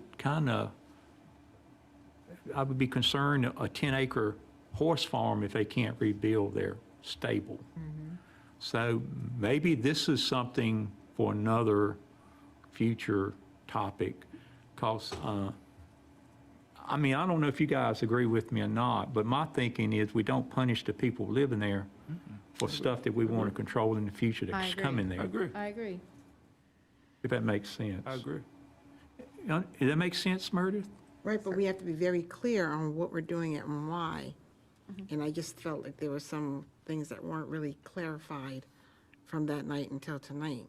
So I do definitely agree with you, because if you look at the financial burden that any of them living in any of those units would have to undergo, it's absolutely tragic, you know, for anybody to have to go from something that's probably all paid off to what it costs now to rebuild. So I agree, don't punish the ones who live there now. And this is also important in terms of making sure that those in the ETJ have a voice on the board. So, you know what I mean, to speak On the planning up board. on the planning board. And they do, and I Right. think they And had it's 2 or very 3 important. voices on there. Right, so being able to vote, even though you live in the ETJ, was a huge step for the planning board. Yeah. So, so maybe something, I don't know what the answer is, but that was just kind of my closing comment on that one. You know, even with what Ronnie said, I would like to get in front of that before it comes up, because when it comes up, then you have to question, is somebody pushing this because it's a friend, a neighbor, a colleague, or is it something that, you know, most likely should have been done prior to this? But if we can get in front of these things so that when it happens, it doesn't look like we're being impartial or playing favoritism to anybody, which is not the case. But, you know, some always think that. Sure. Yeah, and I guess some, you know, there's a definition of bona fide farms, I think. Is that right, attorney? And those has much less restrictions. They can build buildings, you know, without a lot of permits and things, my understanding. Do we restrict that once we do them and bring a bona fide farm in ETJ? By statute, we cannot. Okay. And that extends beyond uses that you might think of as a farm, and it extends to broader agricultural business and agricultural tourism items. So these large horse places, if they're a farm, they classified a certain way, we couldn't restrict them anymore. Correct. And I suppose it goes without saying that we're only talking about the destruction of a non-residential use where the underlying district wouldn't otherwise allow that use. So in many cases, it may very well be that whatever that old use is that's been out in the county for a long time that happens to be now in our lowest density zoning district when we extended the ETJ, is likely a permitted use, perhaps. And if it's a permitted use, this provision doesn't apply at all. This is only in cases where there's something that is there, lay people call it grandfathered, where there is something that is there that pre-exists our zoning regulation and is otherwise inconsistent with it. Right. Okay, So the barn may be a use that's just permitted. could very well be. Gotcha. Well, thank you. Good discussion, board, and I think, this is, as Michelle said, it could come back up again for something entirely different, and it's good that we, talk about it a little bit. Yes, sir. Next item is adoption of the scheduled meetings for 2022. I hope everybody had a chance to look at that. This is a recommendation. Typically, once we approve this draft, we try to stick with it. There is no direct conflict with holidays. If you look at January the 18th, it's the day after Martin Luther King Day. July 5th is the day after the 4th of July. September 6th is the day after Labor Day. November the 1st, I think, is Election Day. But none of us would be running, in that. So I don't know if that would be a big issue or not, having a meeting on Election Day. Let me just check my birthday, because that's an important holiday, too. Okay, we're good. Not on your birthday. Not on my birthday, we're good. Thoughts on adopting it? The only one I question is the July 5th one. Just because people may be traveling, because July 4th is going to be on Monday this year. Yeah. That's the only one I would question.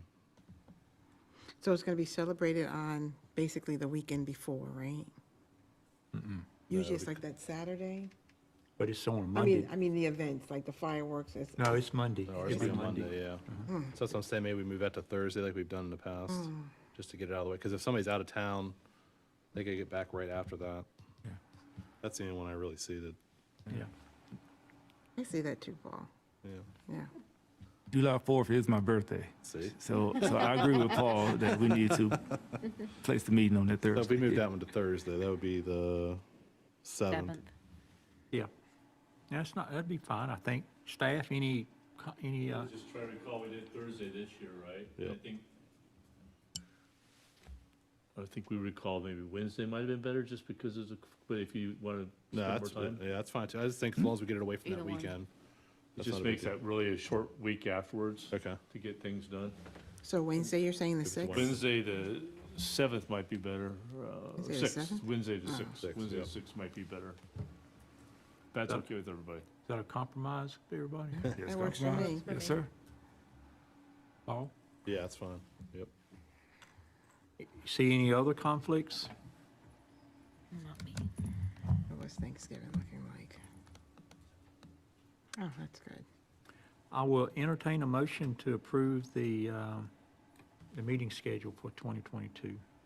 Has anybody not made a motion tonight? Have you not made a motion? I'll make a tonight? motion to approve the 2022 draft meeting schedule With the change. with the change of moving the July 5th meeting to Wednesday, July 6th. I second that motion. Thank you, Commissioners. I got a motion to approve with one additional change with a July 6th date rather than the 5th. Is there any other discussion? Not all in favor, say aye. Aye. Any opposed? Motion carries. All right, Madam Clerk, you got some dates you can work with there. And as, I guess for Dan's sake, having these things on a calendar is very important because they have to be advertised, 14 days in advance or something? Is that what it is? We're set by your ordinance too. Yeah. So we try and maintain the ordinance, integrity of the ordinance, but then if we have public hearings, yes, that's why it's really important, is the public notification requirements. Yeah, so unless it's an emergency meeting, we just can't change them around, Okay. Yes, sir. without notifying the public type stuff, so. All right, very good. I have a quick question. In regards to the calendar, is our Our work session is going to be that's going to be right here, right? Are we doing a retreat this year? I mean, this upcoming year? You gonna talk about that a little bit? Okay. All right, he may talk about I that. see him over there. He's got a good place picked out, I think. Everybody just take a quick look at what's left this year. It's a couple items you just want to make a note of coming up. And with that, I will ask, is any communications from the town attorney? Only, Mr. Mayor and members of the board, that per the mayor's request at an earlier regular meeting, the manager and I are planning to bring forward a discussion about ETJ issues at a future work session. I think the issue is trying to find a work session that isn't already chock full, but that item has not been forgotten. Gotcha. Thank you. Thank you. Can it be something that would be done before one of our regular meetings? Is that possible? Probably. Okay. We'll get it scheduled. Yeah, we'll get it in. I just don't want you trying to mess up my Saturdays, Kelly. Or my Sundays. No, I can't see this being a long, I hope not. item. Okay. No, sir. It is what it is. Communications from the staff. I see some staff here. So, who wants to go first? Ladies and gentlemen. You have Amy, you have Lisa, and you have Meredith. See how quick she came up? She jumped up real She's one quick. who always raise her hand first in class, I bet. type thing. I was, actually. Like to get things over with sometimes. Yeah, you relax, can't you? Yes, you got it. So you've already heard from me quite a bit this evening, so I'll keep it short and sweet. We were going to have the Broughton Townhomes rezoning case this evening. However, the applicant decided, based on all the input they got from the planning board and all the questions, they needed additional time to work out some things, and that case will be back in front of you in January. And Mike Ellebarger, our new senior planner, started 3 weeks ago, and we're very excited to have him on board, and you will be able to meet him at a future meeting. Thank you. Thank you. That's all I Thank have. you. Thank you. All right.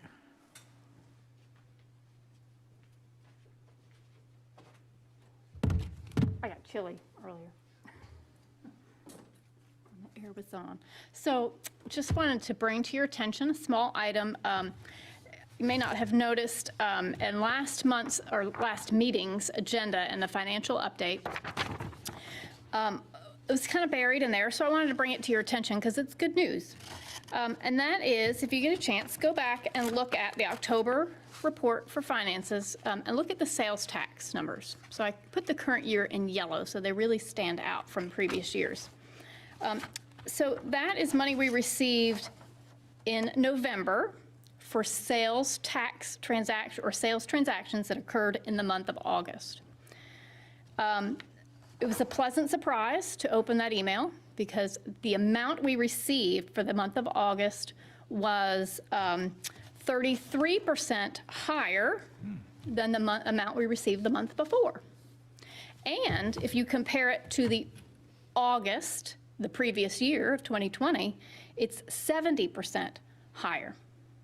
So digging in a little bit into why that happened, it has to do with the population numbers that came out with the new census. So what that says is, because sales tax that's collected in Wake County is distributed among the county and all the municipalities based on population. And so what that tells us is that Rolesville grew a little bit faster than some of the other communities in the county. So when they apply the new census figures, it changed that distribution of how that sales tax got distributed among the municipalities and the county. So it was good news for Rolesville.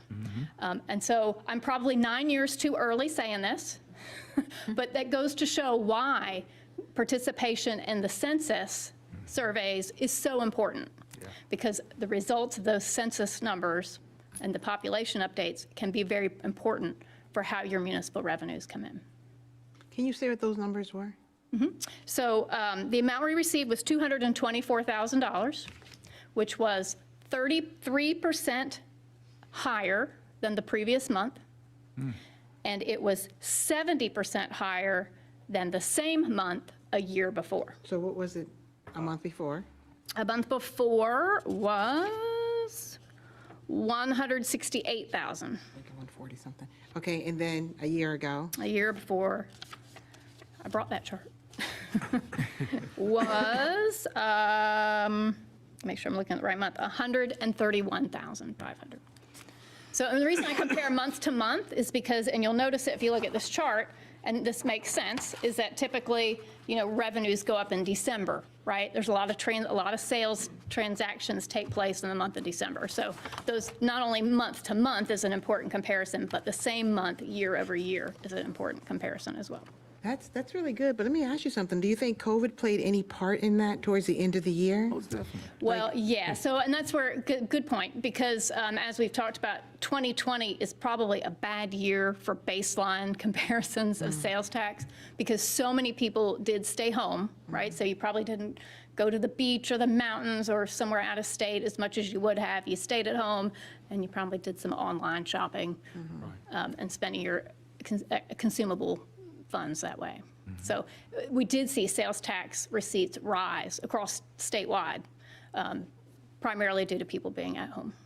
And we'll see how inflation's played out in this too. It'd 'Cause be This interesting to is see what- this is the perfect storm coming right now. It's interesting to see what December does, because December's supposed to be a high sales month. Yeah.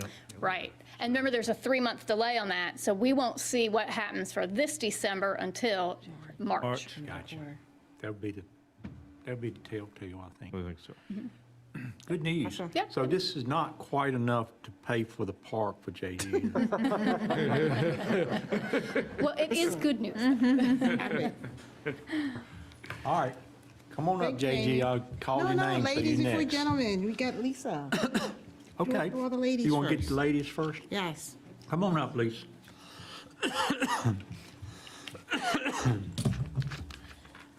I know you don't have anything but good news, right? Always good news, always good news. Good evening, everybody. I just want to piggyback off of something the mayor said. He said that he wants to be better than Wake County, and I think we are on our way to being better than Wake County, especially as it pertains to our employees. So with that said, I want to remind you all of the holiday luncheon for the employees on Friday, the 17th of December, from 12 until 2.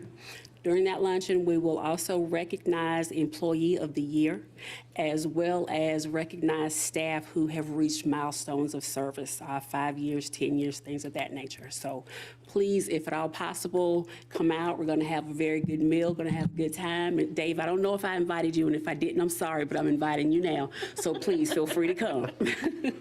But that is all I have. Is it a come as we can, or is it going to be a sit-down formal 12 o'clock start? 12 o'clock start, we're going to sit down and have a very good meal.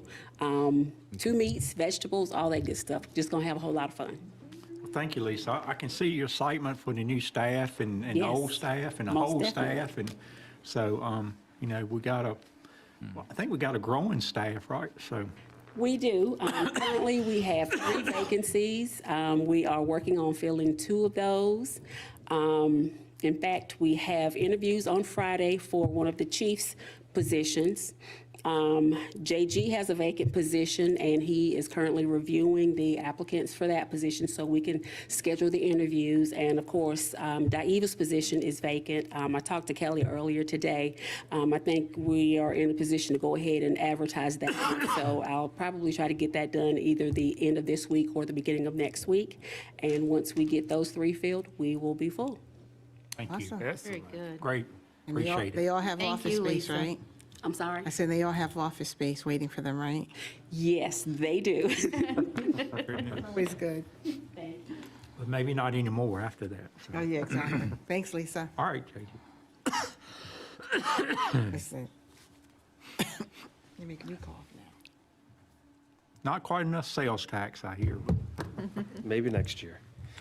Mayor, Board of Commissioners, thank you. I just want to real quickly thank all of our staff for the past year. It's been a challenging year as we still continue programming through COVID. So I think our staff deserves a lot of credit for all of their hard work and determination over the last year to keep providing quality programs to our citizens. So I think they deserve a lot of credit. I want to thank them.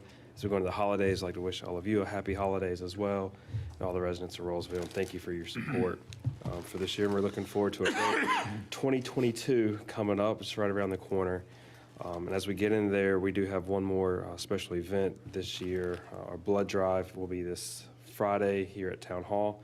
46 of the 47 appointments are full. We do this blood drives basically almost every other month, I believe, and we've had a really great turnout every single time we do those, so it really speaks volumes of our community and how they're always really to give, and especially as we get into the season. So I want to thank them for all those that continue to do those things. So our recreation guide will be coming out shortly. That's all of our programming events for January through June, so we hope to have that out here shortly with a lot of a variety of programming offerings to our citizens. So that's what we have. I have 2 questions for you. Yes, ma'am. So, that guide, our pictures are not in there this year, right? No, ma'am. Sure. That was like a pain in my neck for the first couple of years on the board. But that's just a joke. Seriously, what vacancy do you have that's open or coming up?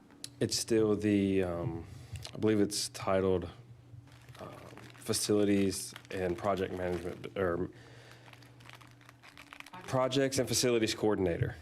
Okay. Yes, ma'am. Okay, got you. So it's not necessarily in Parks and It's Rec. the new the position public. that was approved. We went through the process once, and we're going back through the process again. Okay. All right. It was a new position approved in budget. Right, no, I remember. So you haven't started the interview process yet? We had went through first rounds and had a candidate, and we're going back through again now through the applicant pool. How many did you have? I believe the first round we had around 40 or 50. All right, nice to hear.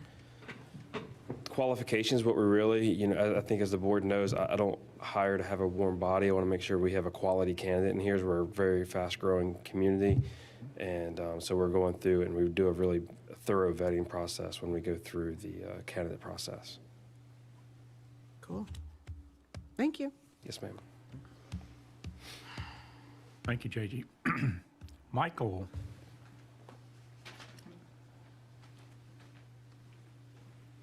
Good evening, everyone. Just real quickly tonight, in regards to the census too, at your desks, I've placed the 2022 Economic Development Guide. You should see that there at your desks, and this gets distributed across the state at trade shows, a wide audience, nationwide actually, and you'll see our ad there on page 45, and I think we have written in there that according to the 2020 census, over the last decade from 2010 to 2020, of all the municipalities of over 5,000 people, Rolesville did grow at the fastest rate in the entire state. So, yeah, we are a fast-growing town. I think there's another town on our heels. I just read it the other day, but I forget which town it was. But they weren't half as cool as Rolesville, so. it Yeah, doesn't matter. right, yeah. The commercial growth feasibility study, where we're looking at the potential for commercial development along the bypass, that is moving along, and we will have our next meeting with the consultants December 14th, and then be looking forward to a report back out to the board in January, and learning more about that and the results of their study and their site analysis. And we did have a meeting with the landowners who have property in that area. I think that went well, very successful meeting about a month ago in November, and got to tell the property owners kind of what we're doing, what our intentions are, and it seemed to be well received from the current landowners at this time. So they were expressed an interest to hear more come January. So stay tuned on that, and that's it for tonight. Just other than that, happy holidays to everyone. And Hey, Mike, is that the whole bypass from where Roseville starts to where, right before Lewisburg, or the ETJ there? yeah, kind of What is that, 98? No? right around where the ABC store is, and then going all the way to Rolesville Road. It's about 1,000 acres and about 23 parcels. That's what we talked about a month ago. Mm-hmm. I just couldn't remember Yeah. where it started and ended. Yep. Both sides, right?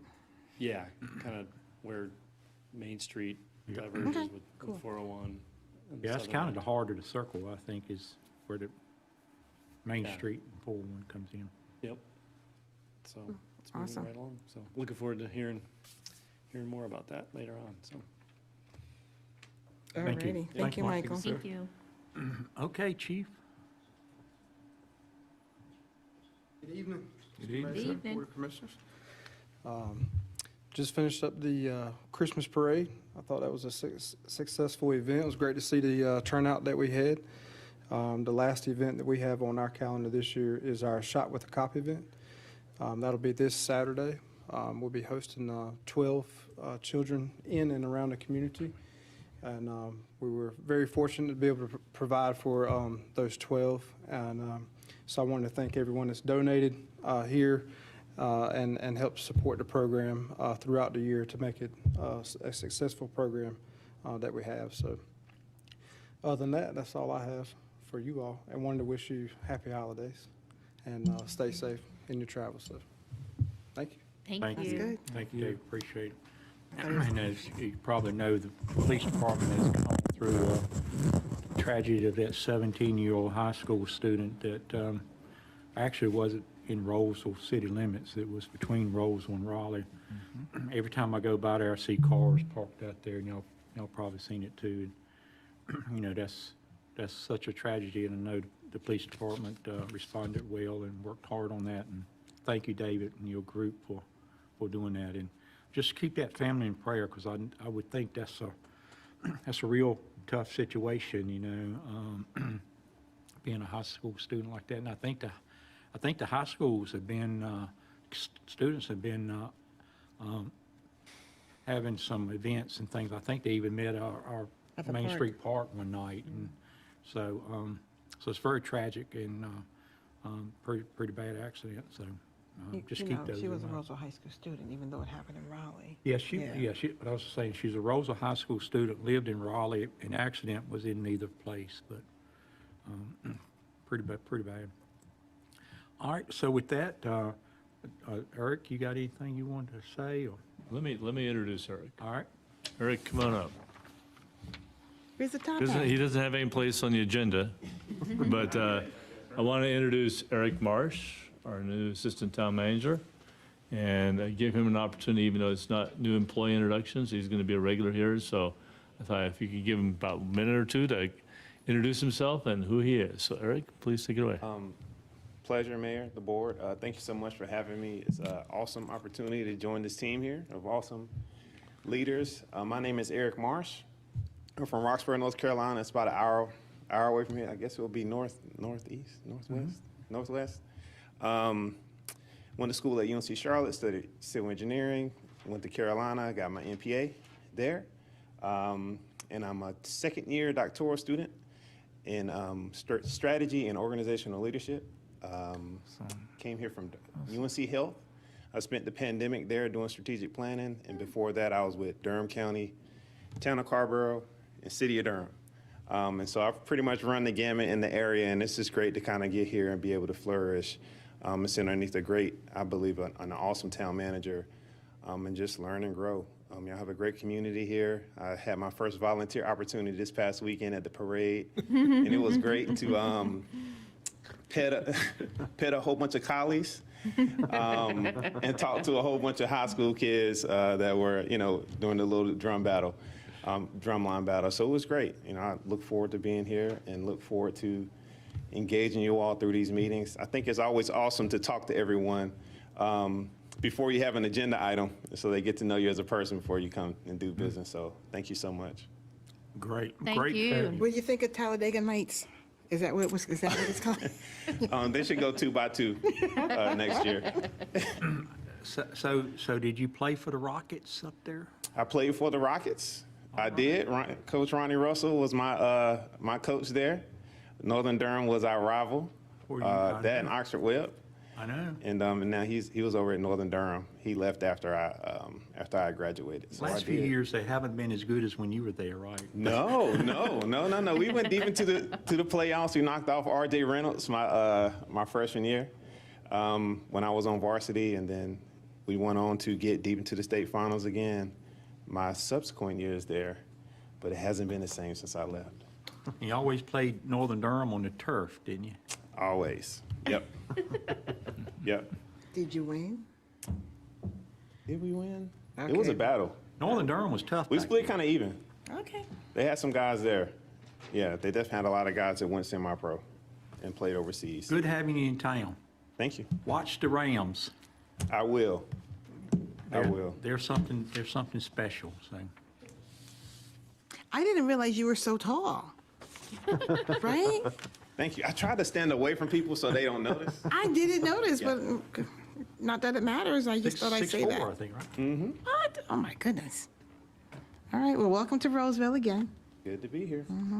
Good. Good seeing you. Thank you. I think that's the staff, so Kelly, any close, everybody said everything, right? Yeah, So- pretty much, and it was fun. Jill and I also volunteered with Eric at the parade, and it was fun.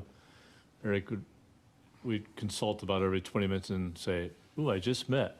I said, "Uh-huh." So he's already had a who's who introduction to the parade too. So Good. it's been fun. Just really, everybody did pretty much touch on everything, and Commissioner Medley brought up the retreat. It is going to be on February 4th from 10 to 5 p.m. You should have received that as a calendar invite for myself. It's going to be at Wake Electric. If you've not been there, they have a really nice meeting room at the kind of the bottom floor of that new building, or newer building, just over by Wake Forest Town Hall. And has all the access, and they're essentially letting us they're going to have somebody in the room for us, even to help us out if we need to. So we got good access, and we do have to be done by 5. It's a hard stop. So you'll all be done and be out of there. So other than that, I don't really have anything else. Everybody else brought up. Mayor, do you want to bring up your December 20th holiday dinner? I think that's all set and ready to go and going well for you. I think so. And the mayor's, so. Just respond back to Robin. Deadline is tomorrow. So I'll be reaching out if you haven't responded to kind of get your response tomorrow. But, do that if you can. Anything else? No. I guess a couple things I would add is the parade. I think you mentioned the parade. Great job on the parade. I think the board was 100% participation. Appreciate you guys doing that. It was fun. It was one of the, I think, the prettiest days that we've had in a while, and it was very fun, and I had a good time. I'm going to tell on you. No, don't tell them. Okay. No. But no, It was fun. It was nothing bad. It was fun. It was fun. It was really. fun day. It was. He really, did nothing wrong. It was just a joke. No, I just. Although I'll you just say said- the Mustang. Yes.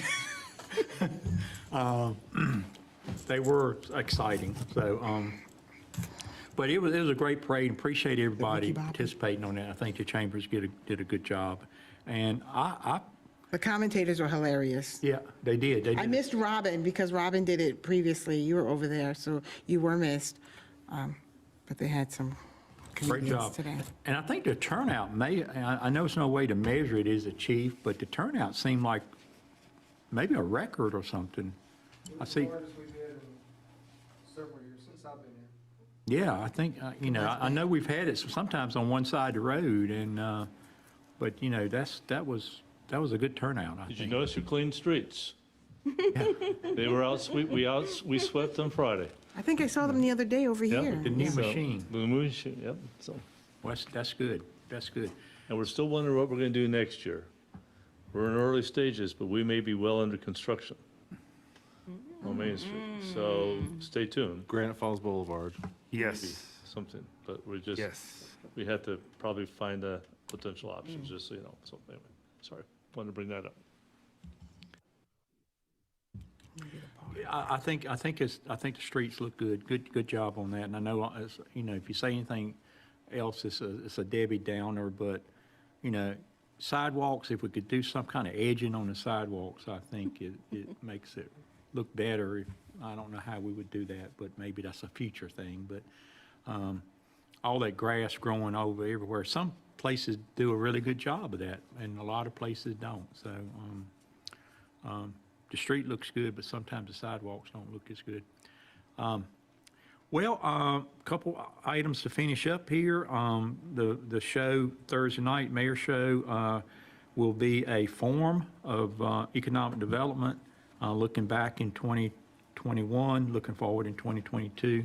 We'll have Chamber Executive Director Rachel Morris on there. Michael McFarland, our famous Michael McFarland, will be on there talking about Rolesville prospective economic development. And Sheila, if she's able, if she feels better, hope she will be participating in the discussion, as economic liaison. So if you guys can watch it, it should be a fun show. Should be a good discussion. I mean, we got a lot to talk about, and it's going to be a dual segment, like a panel. So, Michael, you just gonna have to be aggressive to get your words in with that board, panel. So, get ready. But it should be a fun show. So with that, I will leave everybody on the board here and everybody visiting tonight, people that's watching. I hope everybody have a happy holiday. I hope you be able to spend some time with your family. Enjoy the season for what it is.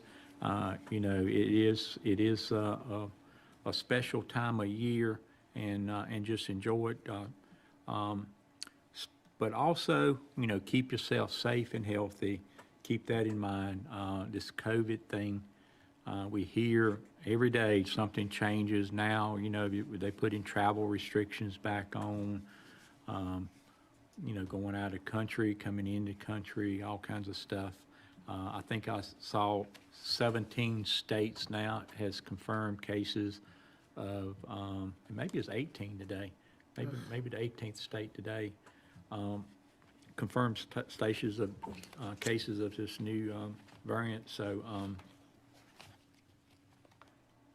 as unfortunately, it's not over. It's not over. So enjoy the season, but also keep yourself healthy and safe, and hopefully, I'm looking forward to 2022. Next time we meet, it should be 2022 as a meet. I think we canceled. No, we did. So we got a work session. Nope, you're done. We're done. I thought this was it. You're not meeting.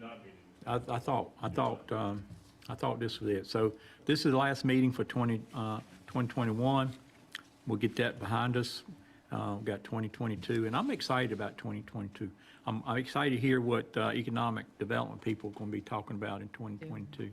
Got a lot going on with staff, for 2022. The staff is what makes this town great. I mean, we sit up here and we think it's the elected officials, but it's really not. It's really the staff that really does the work that makes the town, special. It's not really the elected officials. I think we have a part in that. I don't. What are you talking about? I'll say it's the commissioners. We'll leave the mayor out then.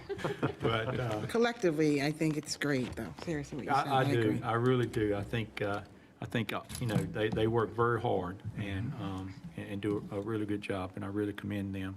And we got a good town. We got a good group of citizens. When something tragic happened like last week, you see people reaching out from everywhere to help. You hear of cases where people have misfortunes and people pitches in to help. So we have a great town, and I really think, and most people you see on, social media, just about everybody said they enjoy living here, and that's our job.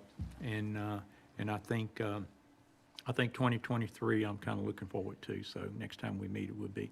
So with that, I think we got a closed session coming up, unless the board has any final comments. I just have a question. Did Wake County extend the mask mandate? Just continues until those two things. Oh, okay. Continue until the. Okay. It may go on forever, so, Okay. We may have to talk about that sometime in the future, but anything else? If not, the next item is a closed session. Can I have someone to make a motion of that? I'll make a motion to enter closed session pursuant to NCGS 143-318.11A6 personnel.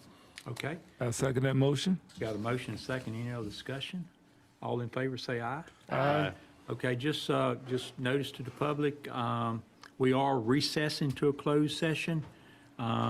We will be coming back, hopefully, maybe live feed after the, will we? After this session. So hopefully we'll come back if you want to hang in there. But appreciate everybody coming from the audience, and thank you very much. And with that, I'll say we'll recess to closed session. Thank you. Have a good night, everybody. Have a good night.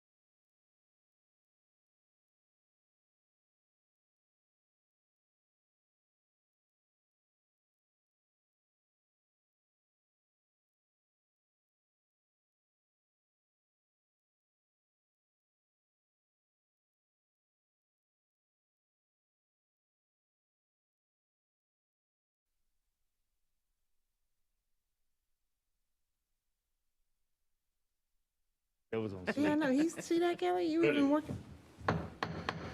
Okay, I call the meeting back to order. The board has been in closed session discussing manager performance. And after the discussion we've had, I think Commissioner, or I should say Mayor Pro Tem Paul Vilga is about to make a motion. I'd like to make a motion to increase the Rolesville Town Manager's compensation to $100,042 no, I messed that way up. That's late. Okay. $142,426. Okay. I second that motion. Okay, we got a motion on the floor from Commissioner Vilga and a second from Commissioner Alston. Is there any other discussion? If not, all in favor say aye. Aye. Any opposed? Not hearing any, motion carries. Thank you, board. Been a long night. We finishing here exactly at 11, so appreciate all the hard work everybody done. I think this is a wrap for 2021. Thank you, Town Manager. Appreciate the work you have put in. So with that, I will adjourn the meeting if I hear a motion.